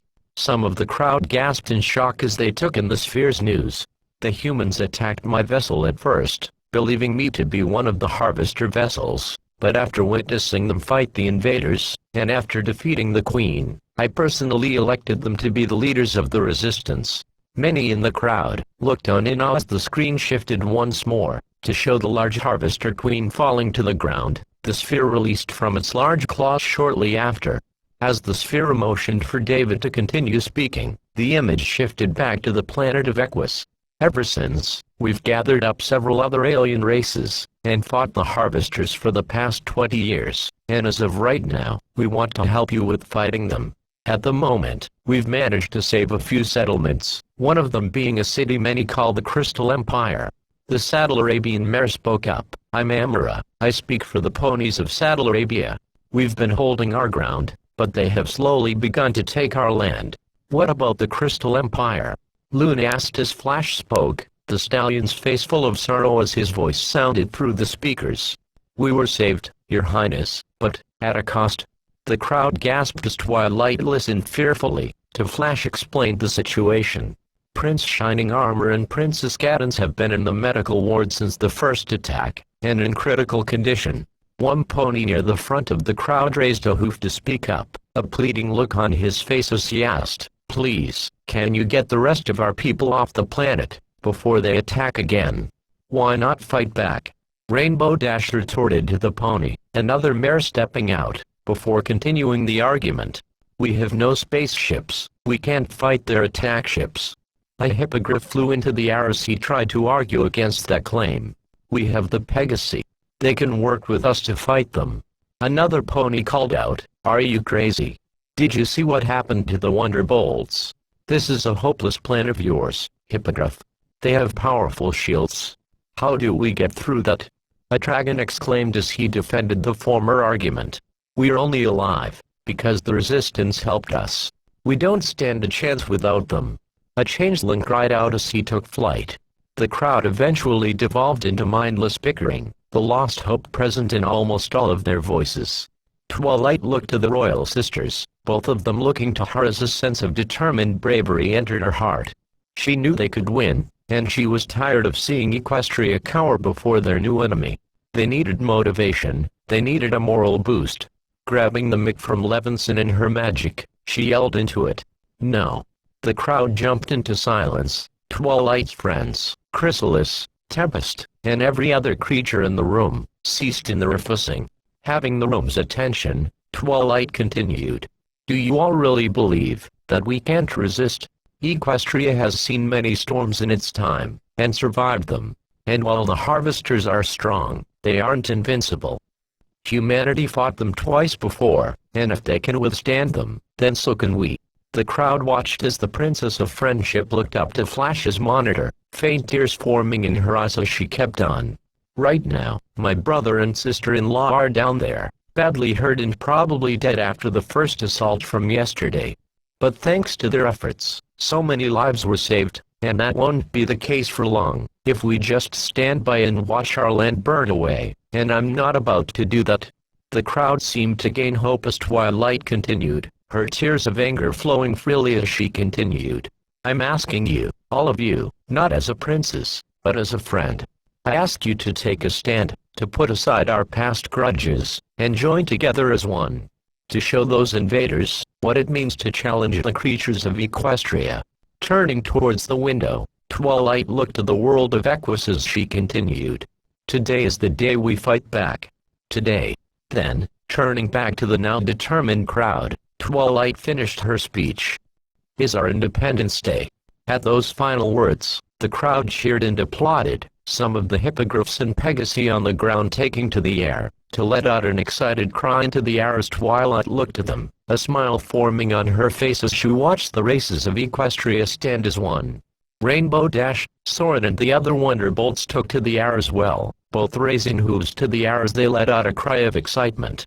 Twilight's friends cheered as well, Applejack letting out a whistle as Twilight and Rainbow's parents cheered on the Princess of Friendship. Celestia wiped her teary eyes as she watched her former student, Luna, applauding the speech as Twilight levitated the mic back to Levinson, who gave an impressed look to her as he took the mic, Twilight jumping down to the crowd, before speaking up once more. Let's saddle up, everyone. We've got to fight to win. Yes, ma'am. One stallion said with a salute as the crowd began to disperse, heading out of the lobby, to prepare for their final fight against the Harvesters.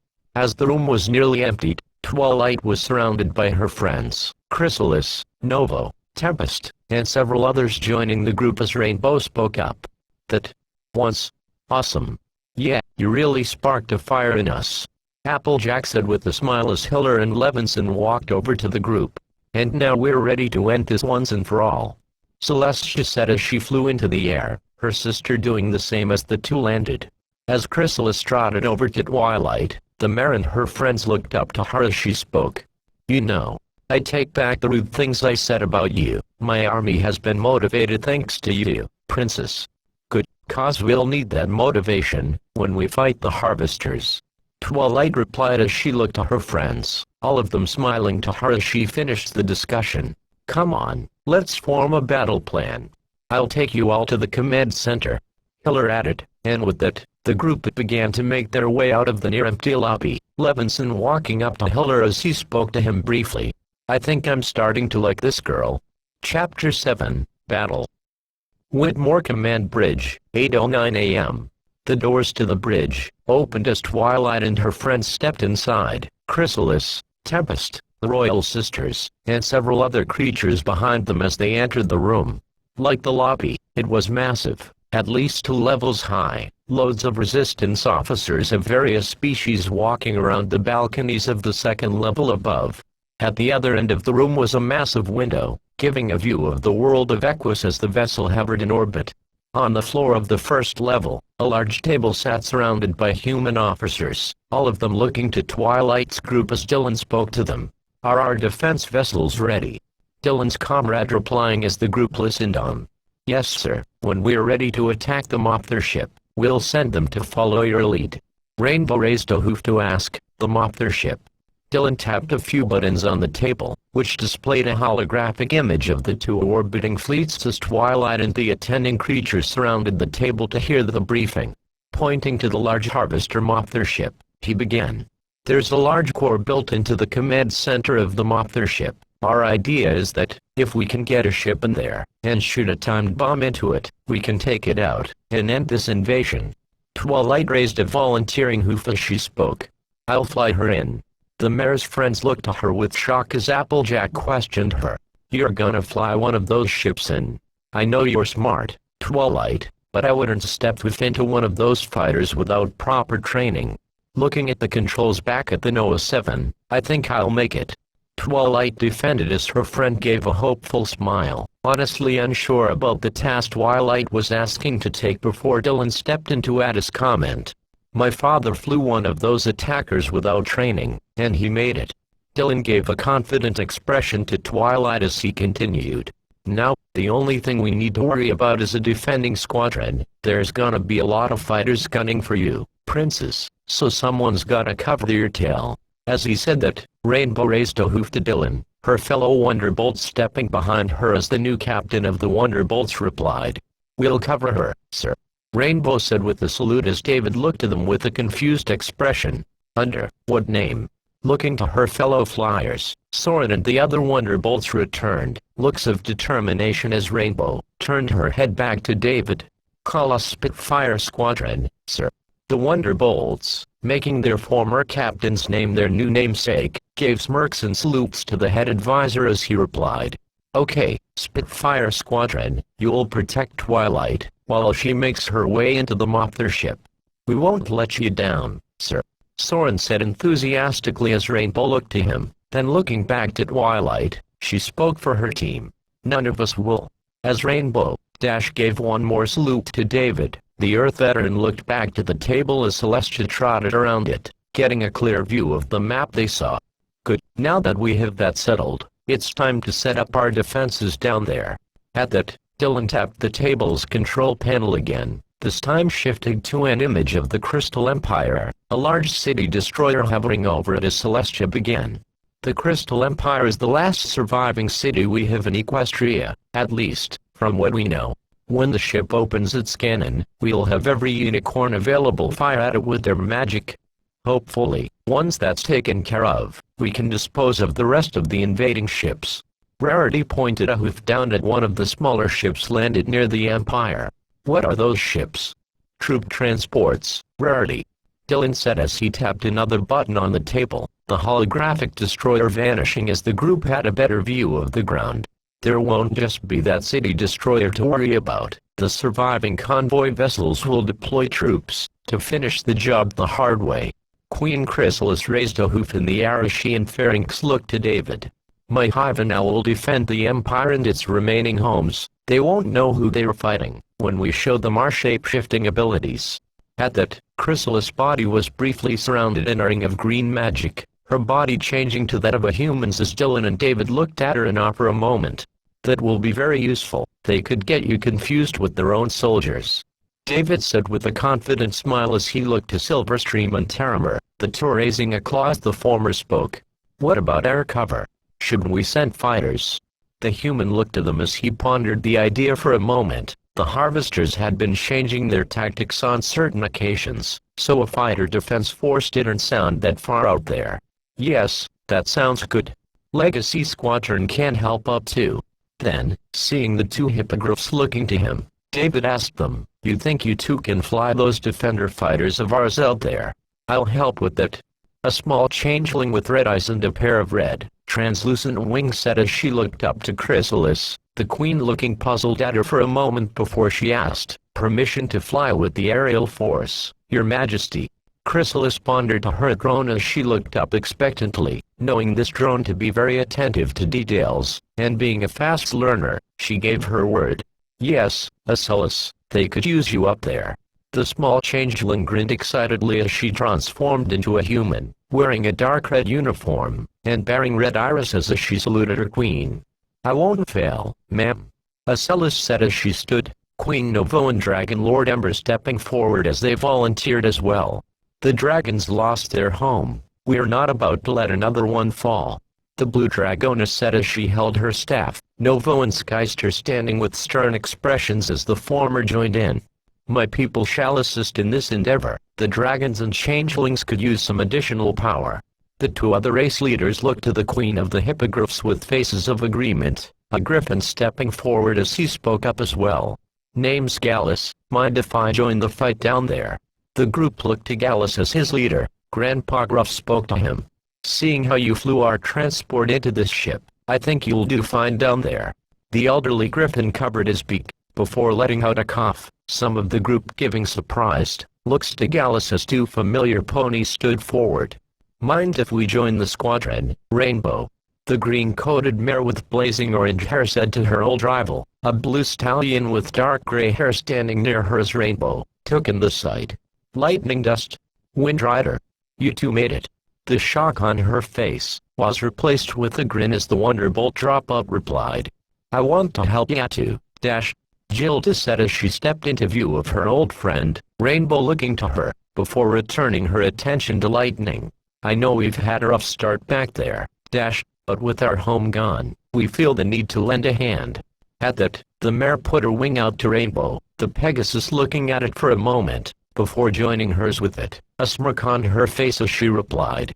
We'd be glad to have you three with us.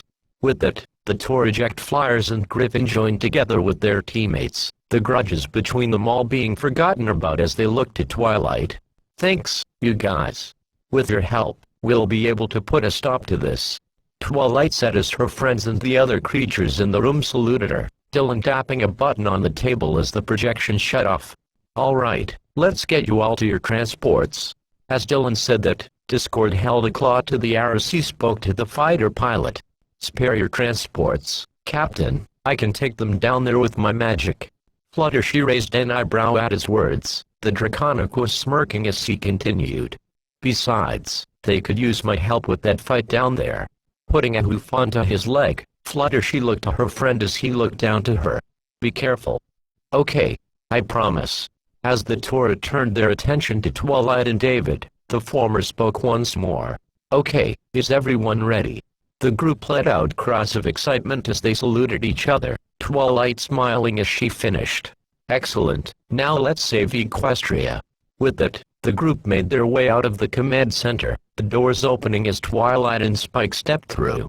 As Tempest began making her way out of the room, David stopped her for a moment. Hey, Tempest, is it? Yes. The unicorn mare said as she awaited the reply. Why don't you come with me? I think we have something for your horn there. The unicorn raised an eyebrow, but ultimately nodded in agreement before Grubber called to her. Tempest. The mare in question stopped once more as her friend continued. Try to come back. Okay. Tempest chuckled a little as she gave her answer. I will, don't worry. With that, the unicorn and David continued on out of the room, Grubber giving a hopeful smile to the two as they went to prepare for the battle below. As Rainbow and her fellow flyers walked through with the others, Soren asked his friend, You think you'll be able to manage that fighter of yours? The mare smirked as she replied. Piff, after that little flight, I think I'll get the hang of it. Harvester Destroyer, Crystal Empire 8:26 a.m. The tall Harvester commander walked towards the armory station, the much larger biosuit being lowered down to him by several mechanical tentacles as he neared it. In the past, his kind would have been done with it, blasted the city into ashes with their large cannon. But he had learned, those vile, annoying pests the Resistance called humans had fought against his race in a terrifying manner, successfully slaughtering the first invasion force at Earth. He let out a screech of hateful anger as he remembered the fall of one of their queens, the one that was sent to Earth for the failed second harvest. No more, he thought. Today, his kind would not win this fight by following their usual process. Today, they would fight these newer, disgusting rodents of this Earth-like world the way they would fight, face to face. As he turned around and entered his armored biosuit, he watched the large, crystalline structure in the center of the city, groaning in anticipation as the suit closed around him, the visual slits on the head section opening as the wires broke off of his suit. Staring at the image for a little longer, he watched as several creatures walked to the edges of the building's balconies, many of them looking to his large destroyer as they waited at their positions. Standing onto the floor, the commander turned around once more, and made his way to the hangar, his personal fighter awaiting his arrival as he prepared for the coming battle. The Crystal Empire, 8:29 a.m. Starlight looked around the area as she trotted down the hallway, smiling as she saw the familiar side of the crystal mirror. Not only had Discord brought countless ponies to safety, he had been courteous enough to save the magic mirror from its demise at Ponyville. And now, if they didn't stop this Harvester warship soon, then it would burn like the rest of the Empire. As the unicorn turned towards the opening leading to the balcony, her friends, Trixie, Sunburst, and Thorax looking to her, several other ponies taking peeks behind them to see who was coming. As Starlight stood between her fellow unicorns, Sunburst spoke to her. "Any idea what we're going to do, Starlight?" "From what Discord said, we have to wait until that ship's cannon opens up. Once they start charging up, we fire our magic bolts at it to blow it to hell," Starlight answered as Trixie looked at her in concern. "But didn't they say something about shields on that ship?" Starlight gave her friend a determined expression as she replied. "Those resistance ships up there should be able to give us a clear shot." Pointing upward, Trixie, Sunburst, and Thorax looked up to see several fighters hovering over the Crystal Palace, remaining in place as they awaited the moment to fire their EMP pulses. Trixie seemed to regain hope with that news, standing firm over the balcony as she spoke once more with a salute. "Well, just give the word, General." Starlight held back a laugh at that comment, not wanting to let her emotions or humor distract her from the imminent attack. At least, it seemed to be imminent. Suddenly, the Harvester destroyer let out a low groan, slowly moving away from the Crystal Palace as the united army of unicorns, changelings, dragons, yaks, and hippogriffs all watched in stunned surprise. "Are they leaving?" Thorax asked with raised eyebrow. A resistance soldier walked over to the three equines and changeling as he added his idea of the Harvester ship's actions. "I don't think so. For the past 20 years, the Harvesters have been learning." Starlight raised an eyebrow at that last word. "Learning? Yeah, they don't always play by the book. Sometimes, they put a different card onto the table," the officer briefly explained as the defenders of the Crystal Empire turned to watch the destroyer, the vessel slowly hovering as the alien transports at the edge of the city began to open their doors. Out of the green glow under the transports, several Harvester soldiers began pouring out of them, forming a large army at the edge of the city as Starlight and her friends watched in surprise. Looking down to the already assembled equestrian army, Thorax looked to his friends. "If you'll excuse me," the reformed changeling said before taking flight, flying to the ground, to meet up with Chrysalis and his brother, Pharynx. As he steadied his hooves upon the soil, Pharynx looked to Thorax before speaking. "It's good to know you're still alive, brother, after all those attacks." "Yeah, I'm glad you made it out too," Thorax said with a thankful smile as the two brothers looked at each other, both admiring each other's faces before Pharynx broke the silence. "Thorax, I want to tell you something in case we fail." Thorax looked at his brother curiously. "Yeah?" The brother of Spike's changeling friend smiled at him as he spoke. "Even though we had a rough time together in the years since we hatched as larvae, I want you to know that there isn't any other creature that could be a better brother than you are." Thorax's heart beamed at his brother's words, both of them looking to the Harvester destroyer as the changeling replied. "Thanks, Pharynx, you're the best brother I've had too." Rarity watched as the city destroyer moved further away from the Empire, a section on the front of the vessel opening as fighters began to fly out. Her horn glowed as she readied herself for whatever was coming. Sunburst, Starlight, Trixie and the other unicorns doing the same as they stood by for the word to be given. As the Armada fighters came towards the Empire, the destroyer stopped at the city's edge, Tempest watching from the top of the palace as she briefly examined her new prosthetic horn mounted onto her head. Whatever it could do, she hoped it would be efficient in taking out any and all Harvester ships and troopers within the area. As Discord walked out to the balcony, he stopped behind Starlight and her group as he asked, "What's happening?" "I don't know, but from the looks of it, this isn't going to be a breeze," the unicorn replied as she and Discord looked back to the incoming fighters, one of them catching their eyes as the other ships held their position over the city. This one fighter seemed different. The shape was more like that of the famous saucer designs they had seen in old science fiction movies, but with two mandibles at the front and a large, fin-like section at the top. The color was different too. Instead of the gray-tinted black the other fighters bore, this one was just pure gray. The accompanying resistance officer gave a look of shock as he spoke up. "They sent their ship's commander down here." "Did they?" Trixie asked quizzically as the officer pointed at the strange fighter. "Ever since we've been taking the fight to them, they've been taking every last ship and fixing them up for use in their fleet, even the older ones." Starlight looked to him, realizing what he meant by that explanation. "You mean that's one of their older fighters?" "Exactly. Usually the destroyer's commander would have some upgrades on it, maybe even a change in their ship's color." Looking to the fighter, he concluded, "Except this one just seems refurbished." The two of them turned their heads back to the large Harvester army ahead, the commander's fighter landing as several more ships closed in. As they looked at them, they could tell that they were also different.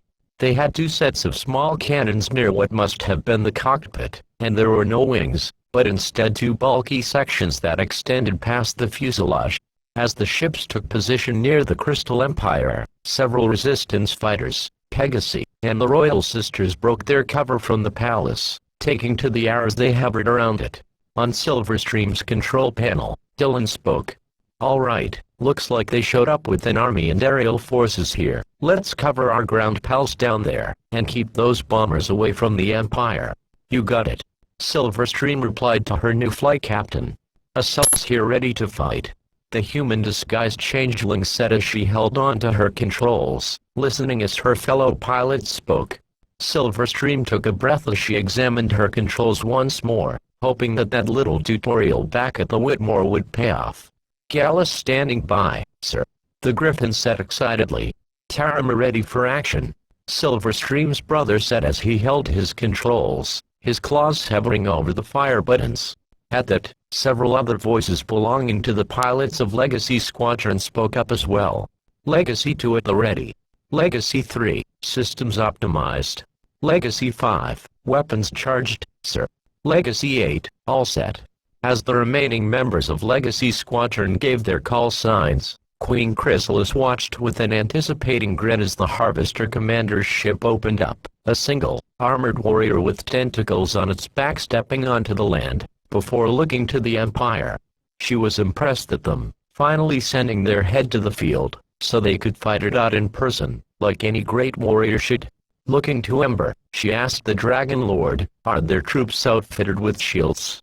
Ember nodded, but kept her smirk as she added, "Fortunately, Discord told me he had put some of the Resistance's shields on each and every single one of them."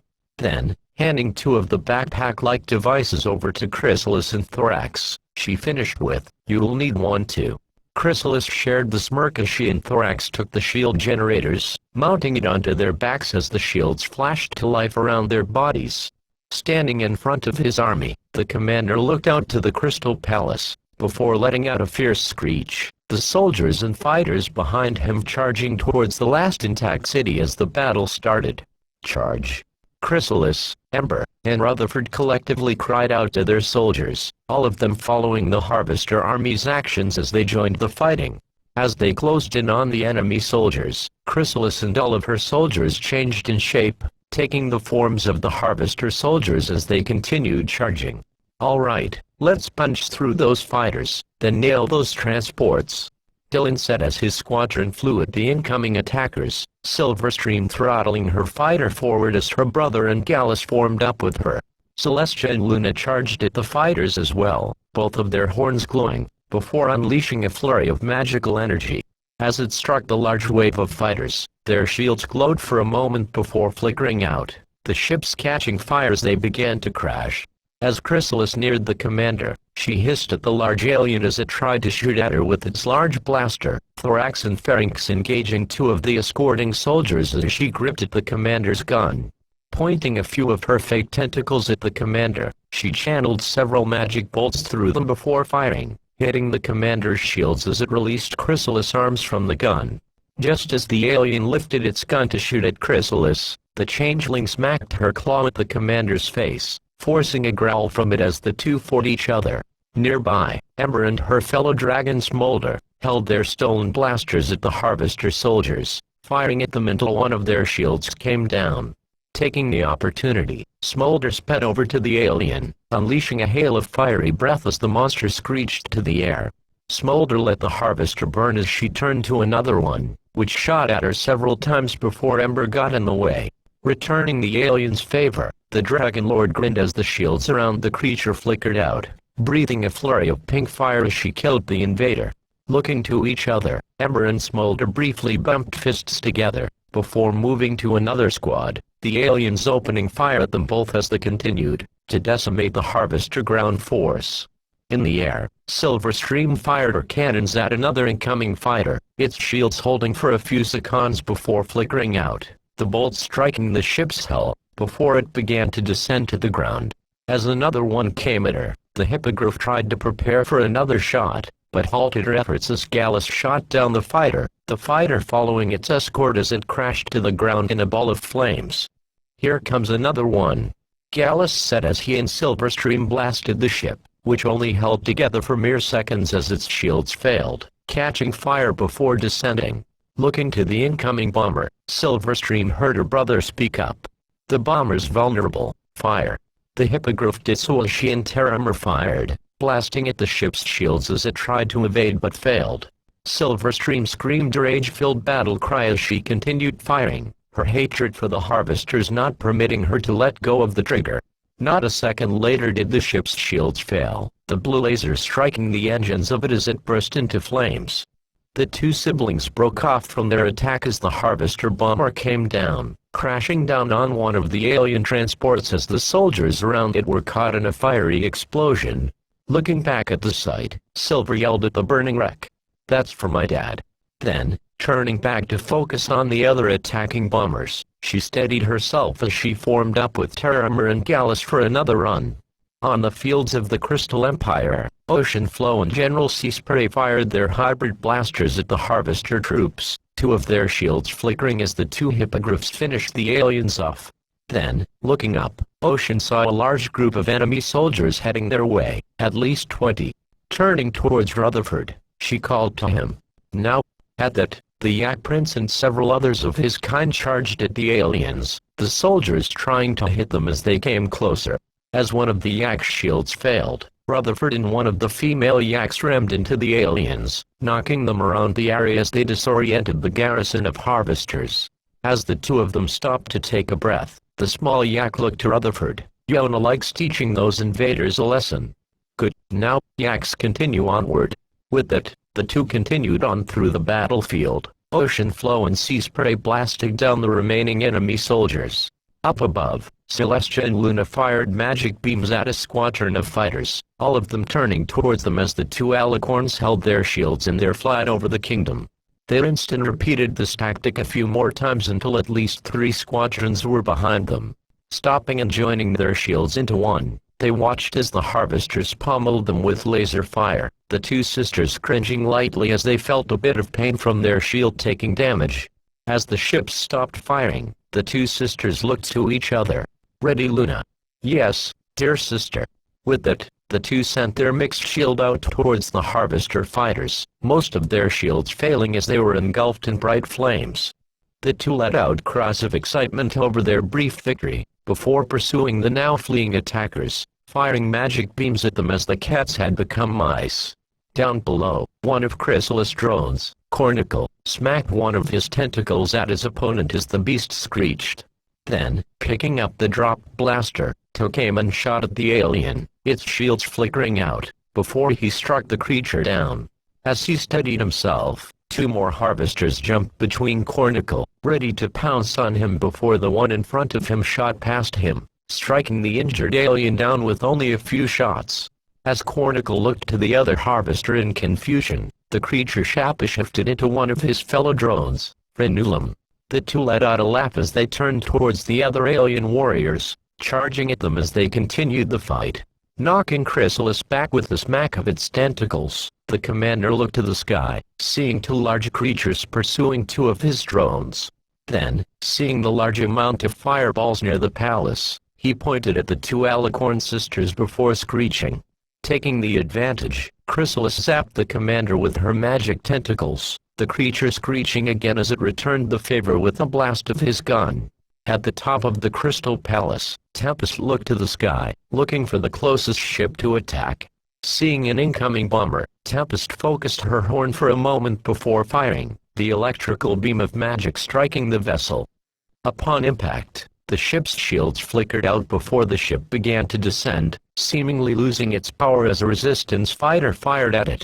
As the bomber exploded, Tempest looked to her horn in surprise, then grinned with excitement as she looked for another ship, but stopped as she saw another group of fighters closing in towards her. Without time to think, she fired her horn again. This time the beam struck not only the fighter she took aim at, but also passed on to the other ships near it. As they began to crash into the top of the palace, Tempest jumped off the top, free-falling as she looked to see the fighters scrape each other before finally crashing into the palace's top section, narrowly missing the small balcony Tempest was on. As she fell, she was picked up by a familiar Pegasus. "You okay?" Tempest smiled as she looked to Fluttershy. "Yeah, thanks." The Pegasus nodded, before flying down to the other unicorns below, setting Tempest down, before she joined the others. Turning to the battlefield, she sped over to her group of Pegasi, all of them looking to her as she stopped in between Rainbow's parents and the 2 Wonderbolt recruits, Skystinger and Vapor Trail. "All right, when I give the word, we surround that commander there in a tornado. That should disorient him enough to give our unicorns a shot at him." The fleet of Pegasi saluted her as Vapor Trail yelled out, "For Cloudsdale, for Canterlot." Bohathu fatted as Thunderlane finished their little salutations. "For all that the creatures of Equestria have lost." The crowd cheered at Thunderlane's words as they watched their target and Chrysalis fight, waiting for the right moment. As he looked up to the Resistance fighters, Discord changed his gaze to the Harvester Destroyer, before gasping in delight. "Starlight, you mind if I borrow your radio for a moment?" The unicorn nodded as he took it in his claws, before speaking into it. Discord to Captain Hiller, "Can you have you and some of your other fighters fire a few missiles, please?" "What for?" Dylan asked as one of his fighters was shot at, its shields flickering out before the Draconicus replied, "Just trust me on it, it'll help us with those fighters." With that, Hiller did so, Discord watching as at least 5 of the defending aircraft fired a missile from underneath. Snapping his finger, Discord watched as the missiles blinked out of the sky. Then, looking to the destroyer's hangar, the green glow was soon replaced with a fiery orange as the hangar was blown to bits by the missiles. Dylan smirked proudly as he admired Discord's little stunt. "Well done. That should relieve us of some trouble." The Draconicus bowed, as if he was being cheered on at a play as the other unicorns briefly celebrated, before continuing their barrage of magic at the incoming Harvester soldiers. As Pharynx kicked one of the Harvester soldiers back, a flurry of unicorn magic bolts struck the alien, its shield holding for a moment before it hit the creature's armor, killing it.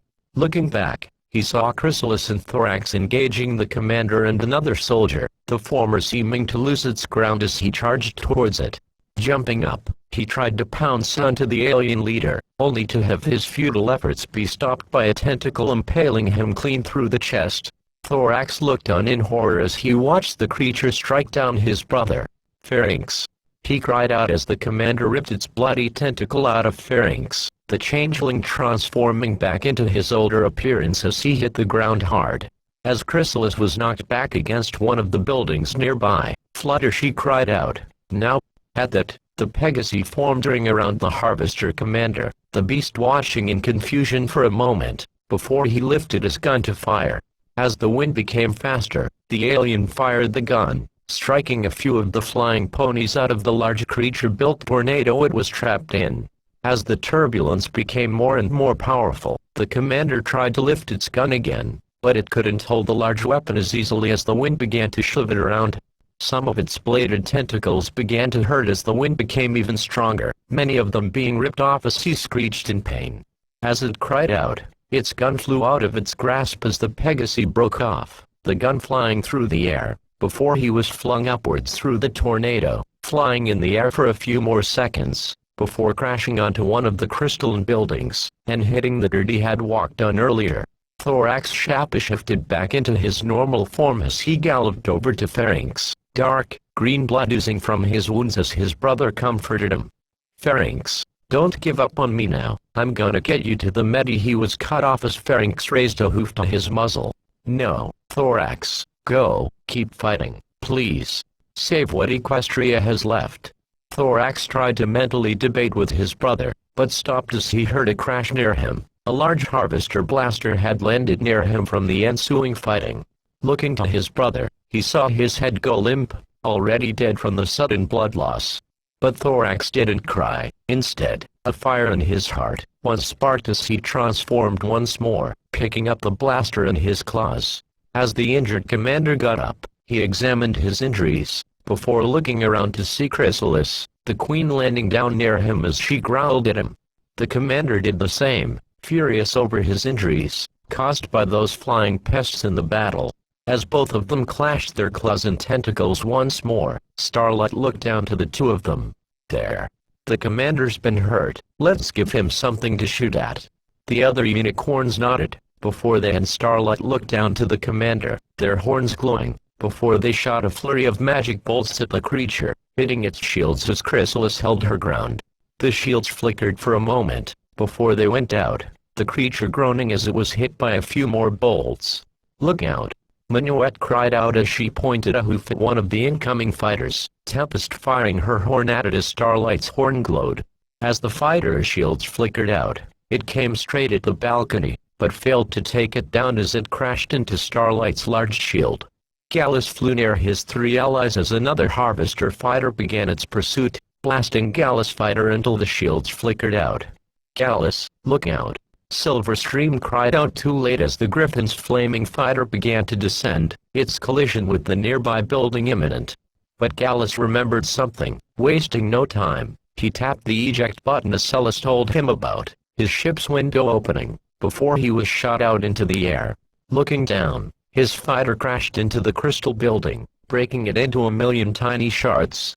Unbuckling himself, Gallus took to the air, passing another resistance fighter as it was shot down by another attacker. As the fighter closed in on him, it too exploded as Silverstream's fighter flew up to him, its window opening as Silver spoke to him.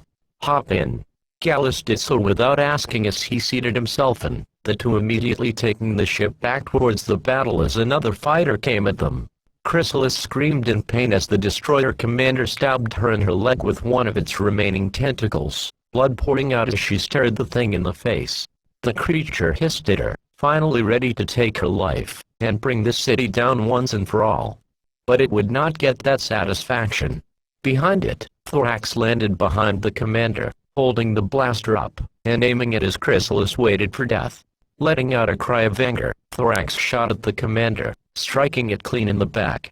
As a mechanical section of the suit exploded in a green flame, the creature screeched as its suit opened up, Chrysalis being covered in a yellowish-green liquid as she broke off from the monster.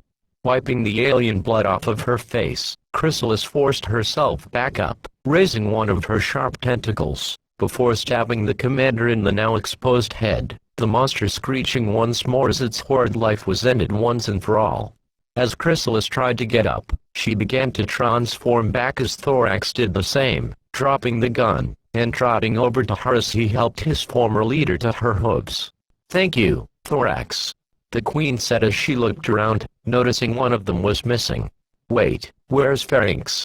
Thorax looked down solemnly, tears forming in his eyes as he responded to the question. He's dead, that thing killed him." Chrysalis shared her former drone's look of sorrow. Pharynx was a good drone, and with him gone, the changelings lost one of their best warriors, and she lost a good friend. I'm sorry, Thorax. It's all right, Thorax replied as he looked at Chrysalis with a look of finality. At least he died defending Equestria. The two of them looked to each other apologetically, before they noticed a strange change in the battlefield. They didn't hear as many lasers as there were before, and, after looking around the city, some of her drones, dragons, hippogriffs, and Pegasi were looking at their enemy in stunned silence. Starlight raised an eyebrow as she watched the remaining Harvester fighters turn towards them off their ship. The soldiers running away from the Empire's Trixie spoke up. Are they retreating? The Resistance officer looked over the city. Then, seeing the city destroyer in the distance, the answer became evident. Yeah, they are. After 20 more years of fighting us, they still haven't learned to keep going after their leader. The Resistance officer let out a cheerful laugh as Starlight and her friends watched the miraculous sight, joining in the cheering as every other creature on the field watched the destroyer leave.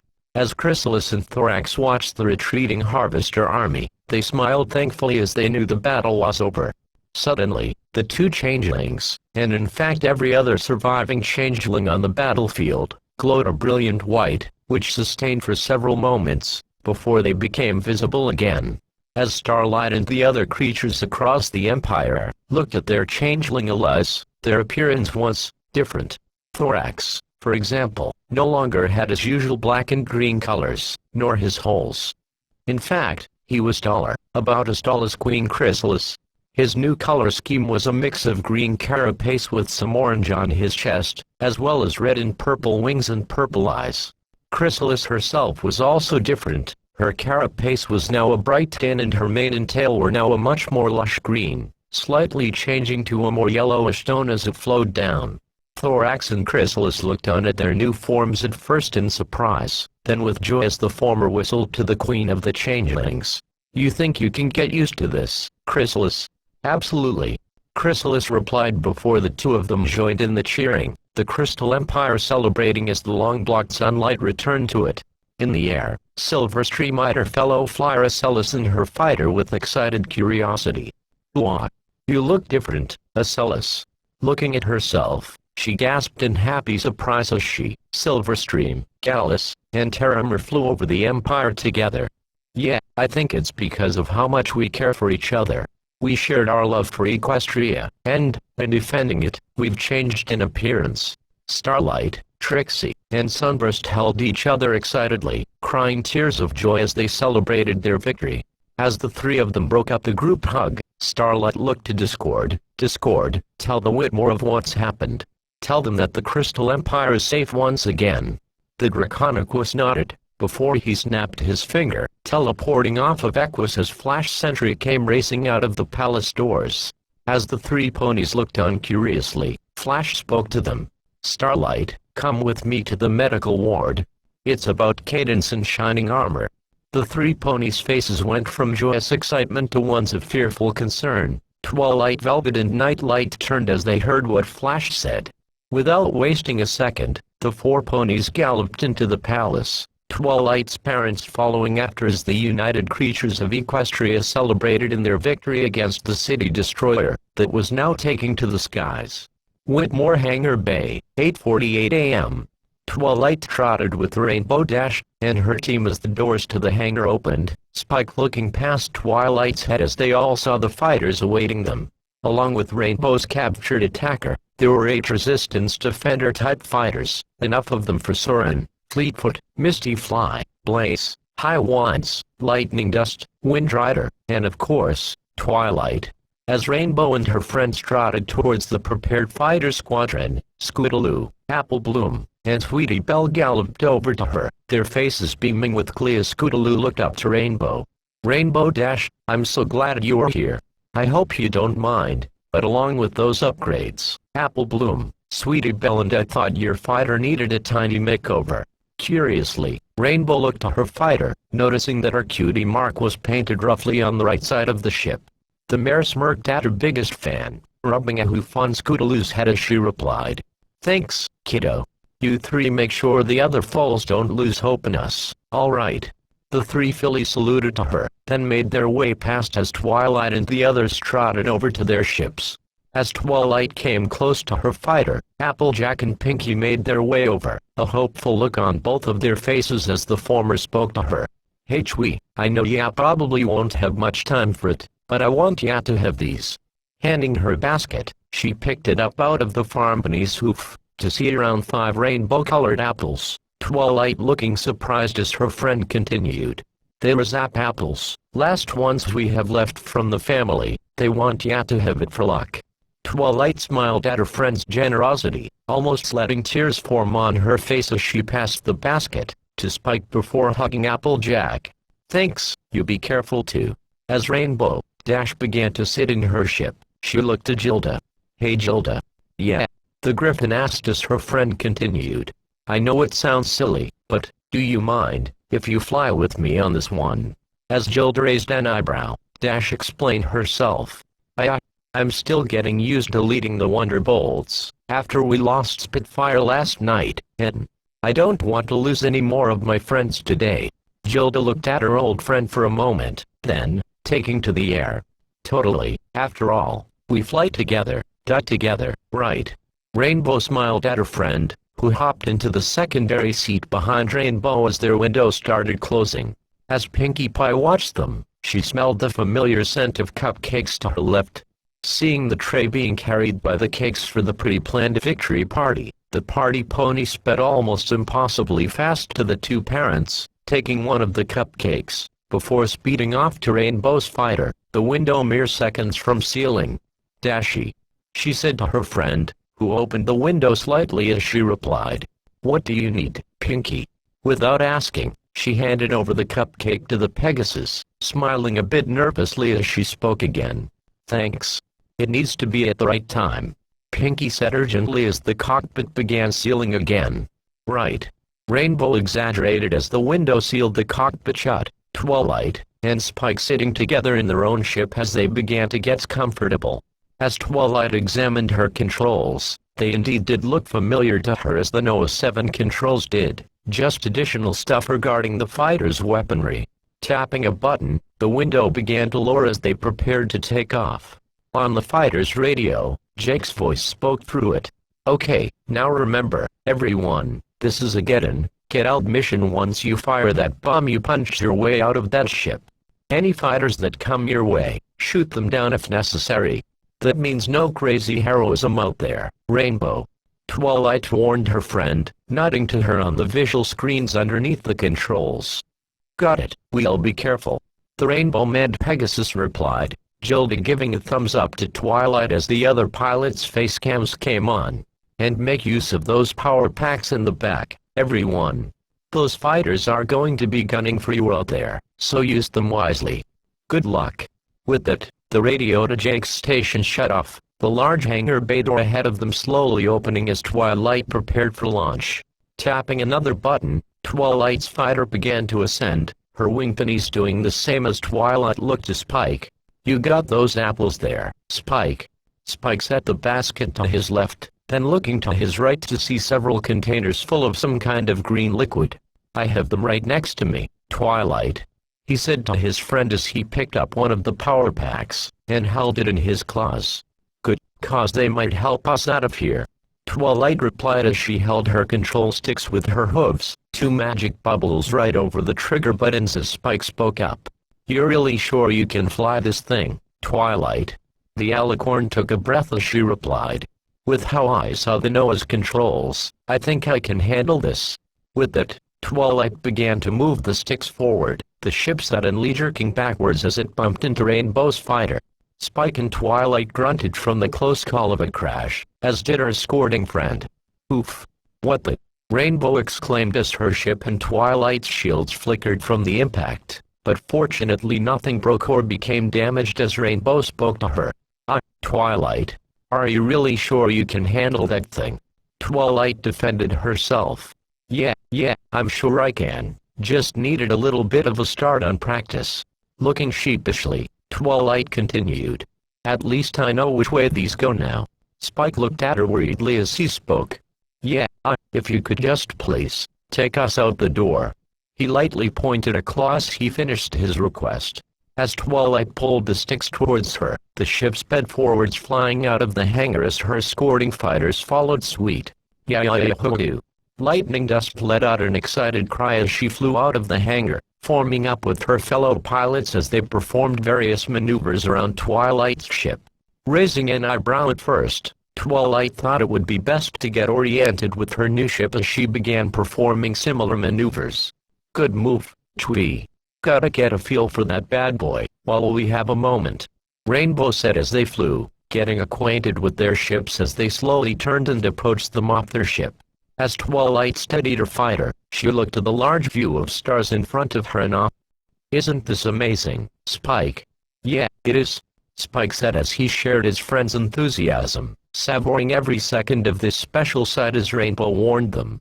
Yeah, hate to say it, but there's no time for stargazing.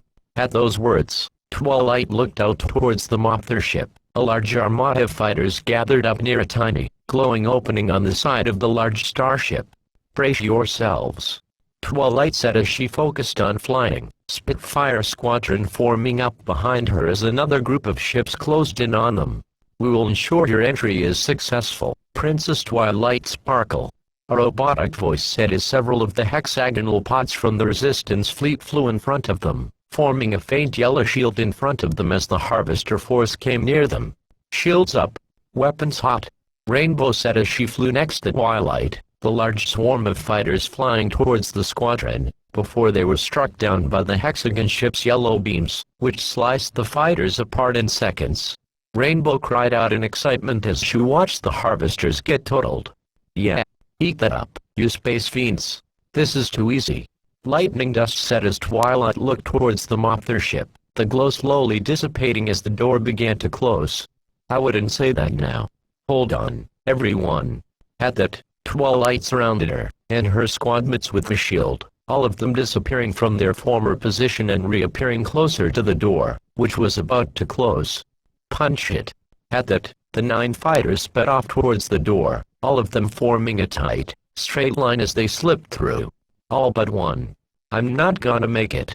High Winds cried out, trying to slow down as the door sealed, but failing as her ship hit it. Her scream was heard briefly before her scream went out, the blue around her camera now glowing red as to indicate her death. We lost High Winds. Misty Fly cried out, their shields flashing as she and her teammates were onslaughted by a flurry of green laser bolts. Batteries, quick! Rainbow ordered as Gilda swapped one of the newly placed batteries into Rainbow's ship, Spike doing the same for Twilight's as the squadron of fighters began to make their way deeper into the mothership. Trying to cut them some trouble, Twilight looked to an incoming force of over a dozen alien fighters, before using her teleportation spell on them, sending them crashing into the large support beams built around the tunnels without a second to think. Twilight, let us worry about the fighters and you just fly that girl in there, alright? Rainbow said as Twilight tried to steady herself, but flew to her left as another attacker sped at her. As the fighter passed her, it fired its guns at Windrider's fighter, his ship's shields flickering before the bolt struck his ship's underbelly, damaging the laser cannons. My guns are down, the Wonderbolt veteran said in dismay as Soren shot at the harassing fighter, blasting into a fireball in seconds as he flew past Windrider. As another fighter came at Twilight, Blaze fired at the attacker, the vessel's shields flickering out after several shots.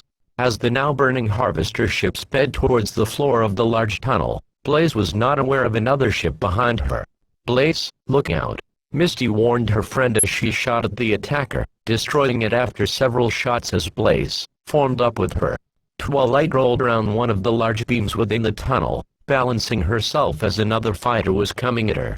As she readied her guns, Windrider sped at the fighter, Rainbow crying out in shock as he prepared to ram it. Windrider, what are you doing? Saving our home, it's been an honor. With that, Windrider crashed his ship into the alien fighter, destroying both of them, but saving Twilight's in the process. Keep moving everyone, we can't let his death be in vain. Twilight ordered as the Wonderbolt veteran's camp panel went red, Twilight and her allies flying together around the large beams before another fighter came into view. Not having much time, Twilight created a magical shield around her fighter. The alien ship crashing into it as fire covered Twilight's view for a few seconds. "You all right, Twilight?" Rainbow cried out horrifically. "Yeah, just follow me." Spitfire Squadron followed their orders and they and Twilight's fighter finally cleared through the tunnel, now flying in the large, green interior of the Mothra ship. As Twilight looked at her map, she saw the target highlighted by a red dot specifying where it was. It was nearby, just a little further, and they would make it. "Lightning, watch out." Rainbow warned too late as Twilight looked to lightning the ship, which was being assaulted with green lasers as its shields flickered out. Seeing both her and Soren's fighter, Twilight used her teleportation spell to switch Lightning's spot out with the refill drone in the back of Soren's fighter. As she watched Lightning's fighter explode at the last second, Lightning seemed stunned at the slight change of scenery around her as she sat in the back of Soren's ship. Twilight knew she deserved a second chance, and she was not going to let the Harvesters take that away from her. As Twilight turned her head to focus on flying, she saw one of the incoming attackers getting dangerously close to her, before it was blasted out of the sky by Rainbow Dash, the mayor's ship flying past her as the Alicorn continued flying as fast as her ship could go. Outside, the Whitmore slowly turned itself over as it hovered near the moon. Its upgraded, heavily armored energy cannon opened up, and charging as it took aim at the Mothra ship's side. On the bridge, David watched the holographic image of the space battle as the Whitmore positioned itself. "Is it ready?" David asked as the officer nodded, the ship holding still as David gave his order. "Fire." At that, the Whitmore fired a beam at the Mothra ship, striking the shields and faintly penetrating it just enough to hit the door, which broke into flaming chunks as the shields faded. Inside, Twilight and her teammates sped past another large structure as they finally got a good look at the command center. It looked almost like an upside-down cone, but with several mechanical parts and structures around it. As she took a brief stop in front of the ship, Twilight spoke as she waited for the missile lock-on to pick the target. "On behalf of all of Equestria, allow me to send you Harvesters this present." As she said that, the lock-on beeped as Twilight fired, the long missile speeding towards the command center. Twilight sped away alongside her defending squadron, looking down at her control panel as the countdown started. "Okay, let's punch it. We've got half a minute to get out of Dodge." 30 seconds. Rainbow cried out in shock and anger. "I'm fast, Chui, but we can't make that." Looking at the Zap Apple basket, Spike spoke up. "Yes, we can." Without asking, he took one of the used-up battery packs as he placed the Zap Apple over it, crushing it as Twilight gave him a questioning look. "The Zap Apples aren't like normal apples. I think we can use its magic to give us a boost out of here." As insane as it sounded, Twilight was willing to take that chance. As Spike sealed the Namashi liquefied Zap Apple container and placed it into the battery slot, Twilight spoke up. "Everyone hold on." "For what?" Rainbow asked worriedly as Twilight trapped all of her escorting fighters and her own within a magical levitation bubble, Twilight replying as she pulled the control sticks towards her. "This." At that word, Twilight and her escorting fighters skyrocketed across the Mothra ship, a rainbow trail emitting from the ship's engines as they all sped towards the now flaming tunnel. As the Mothra ship hovered in place, Applejack and Pinky watched with the crowd of onlookers as they waited for Twilight's ship to exit the Harvester vessel. After passing 3 of the still intact support beams within the tunnel, Twilight and her friends could see the opening, flaming and clear of traffic as they all sped towards it. Looking down at the timer, they had only 10 seconds left before they met certain doom. Hoping to soften the blow, Twilight held her shield, preparing for a big blast of fire as they sped out of the Harvester Mothra ship. Pinky and Applejack watched anxiously as their friends sped out from the Mothra ship, the timer on one of the hangar's monitors counting down as they waited. 7, 6, 5, 4, 3, 2, 1. As the timer glowed red, the Mothra ship exploded in an enormous, brilliant fire, the 2 Earth ponies taking a second to adjust their eyes as they tried to find Twilight. Their faces grew wide with horror as they couldn't see them at first. But after a few tense seconds, a pink bubble shot out of the explosion, a rainbow trail stemming from it as Twilight and Spitfire Squadron escaped their horrific destruction. They made it. They made it. Pinky screamed joyfully as she hugged Applejack tightly, the hangar full of cheering creatures and resistance officers as they celebrated the successful victory. Wahoo! Twilight and Rainbow both cried out as they slowed down, their fellow flyers forming up with them as the explosion glowed behind them. That was beyond awesome, Twilight, Rainbow said to her friend as the other surviving members of Spitfire Squadron cheered her on. Heck yeah, it was. Twilight laughed after saying that, sort of trying to take in what the heck they just did back there. As Twilight took a deep breath to calm herself, Soren asked, "So, is it over? Did we win?" Rainbow took a peek behind her ship, seeing the large explosion slowly dissipating, before turning back towards the others. "Yeah, it sure looks like it. Hopefully with them off their ship destroyed, they should get disorganized without a force to lead them all," Twilight said as she smiled at the planet of Equus, comforted to know that their home was safe.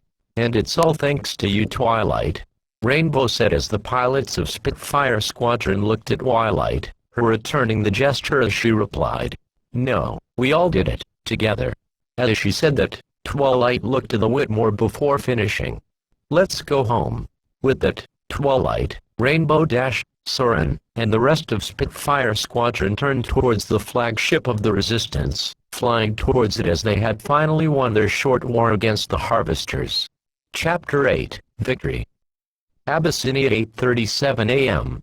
Capper sneakily walked through one of the last intact buildings within the city of Tabidown, Chummer at his side as they both hid from the attacking alien ships. Shortly before Banthra had fallen to the invaders, the two Abyssinian felines were doing everything in their power to get away from the large saucer that was responsible for the destruction of their former home. Now, they were in a city that was right next to it, the sounds of lasers and explosions filling the area as a battle ensued between the aliens, and, well, he sure knew the other combatants weren't his people, at least, not the ones in the sky. As the two bipedal cats sat against the wall of the building, Chummer spoke up. "Is this it, Capper? Is this really how we're gonna go out?" Capper could only give a look of uncertainty as he answered his partner in crime. "I don't have a clue. I hope it ain't." As the two thieves sat in disturbed silence together, their ears perked as they heard a loud explosion, along with the sound of metal grinding from outside. Curious as to what caused that strange noise, Capper slowly stood from his spot, Chummer watching as he dared to take a peek outside. As the feline creature poked his head out of the open doorway, his eyes went wide as he looked up to the large ship near the city. Fire burst from various areas all around it, the underside of the vessel being engulfed in explosions as it began to descend. As hope had returned to Capper, he looked to his friend. "Chummer, look at this." The feline in question stood up from his spot, before taking a look past Capper, seeing the now burning alien vessel as three strange ships flew over them. As they stared at the falling warship, Capper and Chummer broke out into cheers of excitement, happy to know that the bringer of destruction had finally fallen. Saddle Arabia, 8:57 a.m. Amra watched as the large Harvester destroyer charged its cannon, preparing to fire as one of the Resistance fighters came towards it. Getting close to the cannon, it fired a missile, before breaking away from the ship. As the missile struck the vessel, the cannon exploded in a ball of orange fire before that fire quickly spread all over the ship, the front and sides of the vessel bursting with flames as the huge ship began to descend. Looking behind her, she saw her people cry out in excited joy as they watched the Harvester warship crash to the ground. Turning to her, Right Hawkham smiled with satisfaction as he spoke to his friend. "It seems we have won, my dear Emira. The Harvester threat is no more." "Yes," the large mare replied, both of them looking to the burning wreck ahead of them as Emira continued. "Hopefully, with them off their ship up there destroyed, our land is safe." Starlight's Village, 8:58 a.m. Sugar Bell's horn glowed as she watched Night Glider, the mare flying over the city as she lured the damaged alien fighter to her friend. Taking her opportunity, she fired a powerful bolt of magic at the fighter, hitting it on its right side as it began to spiral out of control. As the fighter crashed near the edge of the town, Sugar Bell's ears perked as she heard a loud boom from nearby. Turning around, she saw the large invading warship as its underside exploded, the whole ship soon being engulfed in flames as Party Favor, Night Glider, and Double Diamond joined their friend. Did we do it? Sugar Belle asked her friends, a faint smile forming on her face as Night Glider let out a cheer. Yeah, we did. As the large, burning vessel began to descend, the four friends cheered at the three incoming fighters that had arrived earlier to protect them, the alien fighters breaking away from the small town as one of the Allied fighters pursued one of the attackers. Ponyville Ruins, 8:58 a.m. Cheese Sandwich sat on his haunches in sorrow, sulking at the destroyed town of Ponyville. The poor stallion was coming to see Pinky for a little party for a young filly here, but now it was just a broken ghost town, with some kind of large spaceship hovering over the mountain that had held Ganterlet. Cheese wasn't sure what happened to Pinky and her friends. They could have gone to somewhere safe before things got bad, or maybe they were indeed dead, buried underneath the rubble of the many homes of various ponies that lived here. But there was something strange. There were no bodies to be found. Surely they were rescued somehow, or evacuated before the town was destroyed. As Cheese pondered through his thoughts within the destroyed home of Pinkie Pie and her friends, a voice not familiar to him spoke. I hope you are watching that ship up there, my dear friend.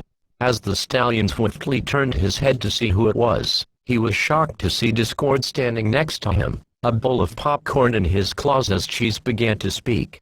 What happened? Discord put a claw to his muzzle to shut him up before answering. Just an FYI, your friends are safe, and that big ship up there is the cause of this disaster. As Cheese watched the large ship hover over Ganterlet, he gasped as he understood what Discord had said. Then, lifting a claw up into the air, Discord continued. And it's about time I forced some sort of chaotic payback for what they did earlier. Snapping a finger, the dented section of the destroyer exploded, the rest of the ship soon being covered in bursts of fire as the ship began to descend. Looking to Discord, Cheese asked Discord, how did you do that? Discord looked to him with a smug expression as he replied, oh, while I was up there in space with your friends, I took the time to see where that destroyer's big hull core was. Cheese smiled with him as he continued to watch the burning ship fall to the surface, but looked back to Discord as he cleared his throat. But, I'm behind schedule, so you're coming with me back to the Whitmore? The Watchies tried to ask, but was cut off as Discord snapped another figure, both of them, and Cheese's travel cart disappearing from the decaying town as the Harvester destroyer in the sky burned to the ground. Peaks of Peril, 9:02 a.m. Autumn Blaze stood ready as her large, red horn glowed blue, her and her fellow Kirin looking up to the large Harvester destroyer above them as it scanned and began to charge. Above them, a resistance fighter flew towards the cannon, firing a beam at it as the shields flickered out. On the radio near the Kirin leader, Rainshine, the pilot gave the word. Now, at that moment, Autumn and the other Kirin fired a collective wave of magic bolts at the cannon simultaneously, the large structure exploding as it was hit.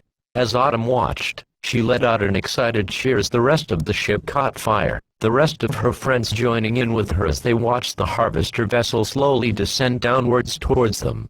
Normally, she would be running as the large ship crashed above them, but with their magic slowly lifting the ship away from the mountain, their home would survive.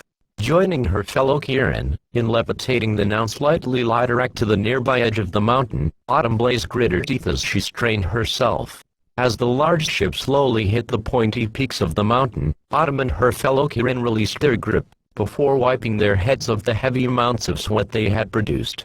Watching the Harvester vessel above groan as it began to turn away, Autumn and the Kirin around her cheered a victorious cry of joy as the still-burning ship began to slide off of the Peaks of Peril.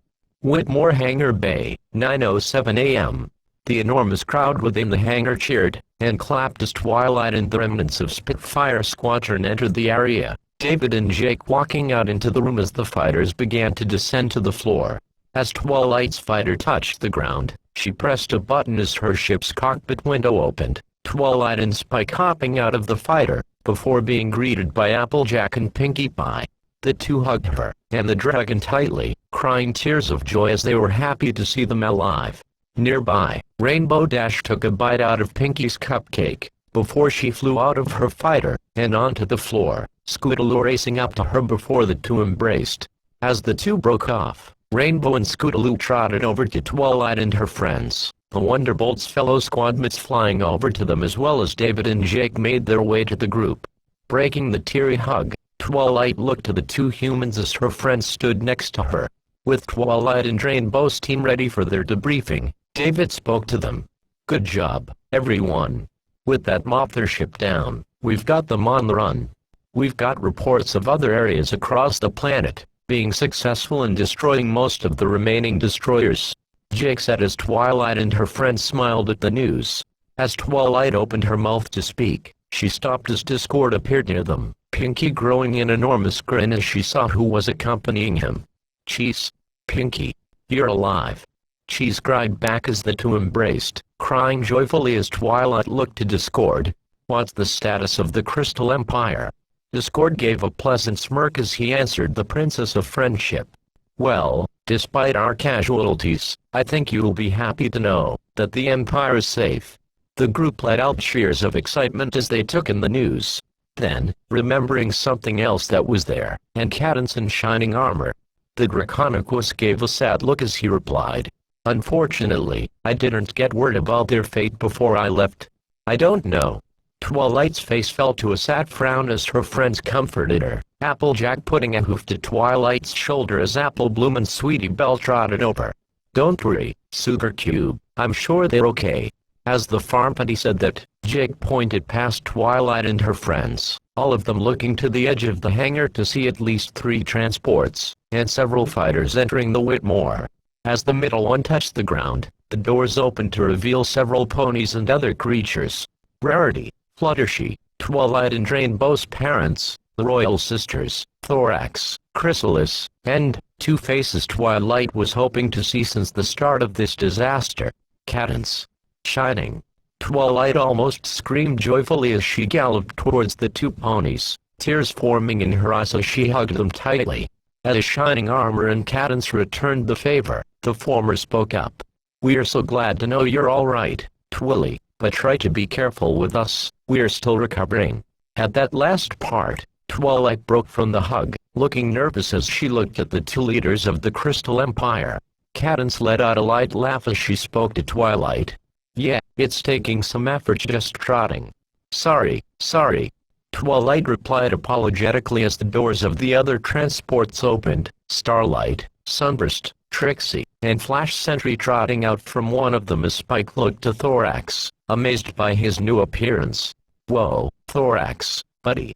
You look more colorful," the young Drake said with wide eyes as the changeling in question laughed a little. Chrysalis doing the same as Thorax replied. "Yeah, some things have gotten crazy down there." The 2 of them then turned towards Cadance, who looked up to Chrysalis as she spoke. "So, I'm guessing we're allies now, huh?" Chrysalis nodded as she replied. "Indeed, and after what happened down there, I think I owe you both an apology for the wedding crash from earlier." The changeling queen then gave a genuine look of shame as she regretted not realizing how bad her past actions were. "Well, after saving the Empire, and not to mention our lives, I think that's more than enough to prove it." Shining accepted Chrysalis' reply before playfully punching her hoof, the changeling queen smiling at the prince, before they both looked to Rainbow Dash, who was chatting with Vapor Trail and Sky Stinger as they trotted forward. "You 2 did a great job down there, Fluttershy too." The 2 Wonderbolts smiled with salutes as Fluttershy blushed at Rainbow's comment. Then, Rainbow seemed to feel unsure about herself. Soren, Gilda, and the other Wonderbolts looked to her as she spoke. "I don't know if I'm supposed to be the leader of the Wonderbolts now. How can I compare to Spitfire? I got 2 of us killed back there." As Rainbow frowned at herself, Soren trotted over to his friend and leader, raising a hoof to her chin as to bring her eyes to his. "Well, if you want my thoughts on it," and as he said that, Soren pushed his muzzle against Rainbow's, some of the group and resistance officers whistling and stomping hooves as the 2 flyers kissed. As the 2 Pegasi broke their physical bonding, Soren finished with, "I think you'll fit right into that spot nicely." Rainbow smiled at her friend, both of them letting out laughs as Flash trotted over to Twilight, the latter looking to her friends as she spoke up. "I'm so proud of you all. Because of you, we've once again saved Equestria from destruction. And even better, our races have come together as one at last." shining rays to Hufus, he replied to his sister. Yeah, but it's not just us. If you hadn't flown into that mothership and blown it up, we'd all be dead. Celestia smiled warmly as she trotted up behind Twilight, putting a hoof onto her back as she added, "We're all proud of you, Twilight, as you are of us. If you want my view on it," Dylan said as he walked over to the group, all of them looking to the leader of Legacy Squadron as he continued. "We won because we stood together. As one force." "Very true," Luna said as they all looked at Pinkie Pie, who pulled out her party cannon from seemingly nowhere as she spoke up. "And now, I think it's time for a little celebration." The group cheered as they agreed with the party pony, only to be silenced briefly by the Cakes. Now, don't use any of those fireworks, dearie. You could damage the ship," Mrs. Cake warned as Pinkie gave a small pouting face, only for it to change into one of curious confusion as Discord spoke up. "Actually, I think I have the perfect choice for that. Captain Hiller, is that destroyer from the Crystal Empire still around?" The captain nodded as he replied. "Yes, it just left orbit, and should be nearby." With that, Discord motioned for everyone to follow him to the edge of the hangar bay, everyone doing so as they trotted and walked towards the nearly invisible force field. As they stopped behind Discord, they could all see the last Harvester destroyer slowly flying away from the planet, but its escape failed as Discord snapped his fingers. The ship's topside exploding as fire quickly spread all around the vessel. The group cheered as they watched the last destroyer burn away, Pinkie firing confetti from her party cannon as the group laughed at the sudden surprise as David looked at Twilight. Excuse me, Princess. I hope you don't mind, but can I ask you something?" "Of course," Twilight replied as the head advisor for the Resistance asked his question. "Seeing how well you all did back there, how would you like to join the Resistance?" The group gave approving nods to David, Twilight smiling as she answered herself. "We wouldn't have it any other way." With that, Twilight and her friends watched the Harvester destroyer burn as it shot small specks of fire out from it. The fireworks Discord was talking about now appearing for the show. "Oh, and I almost forgot to say it, but Happy Independence Day, everyone," Discord added as the group let out light cheers and whistles. Before continuing to watch the fire show, some of the other creatures and Resistance officers trotting and walking over to watch as well. Today was a crazy experience for Equestria. They had been broken, but out of the fires of destruction, they were reborn as one power. Granted, it would take time and effort to rebuild, to restore what was lost. But now they would also start anew, creating new relationships and advancements with the Harvester technology that was left.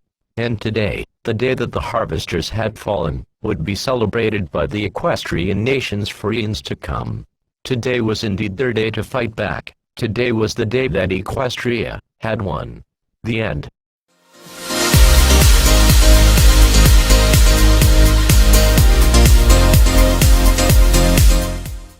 That's all, Zipsters! Like and subscribe.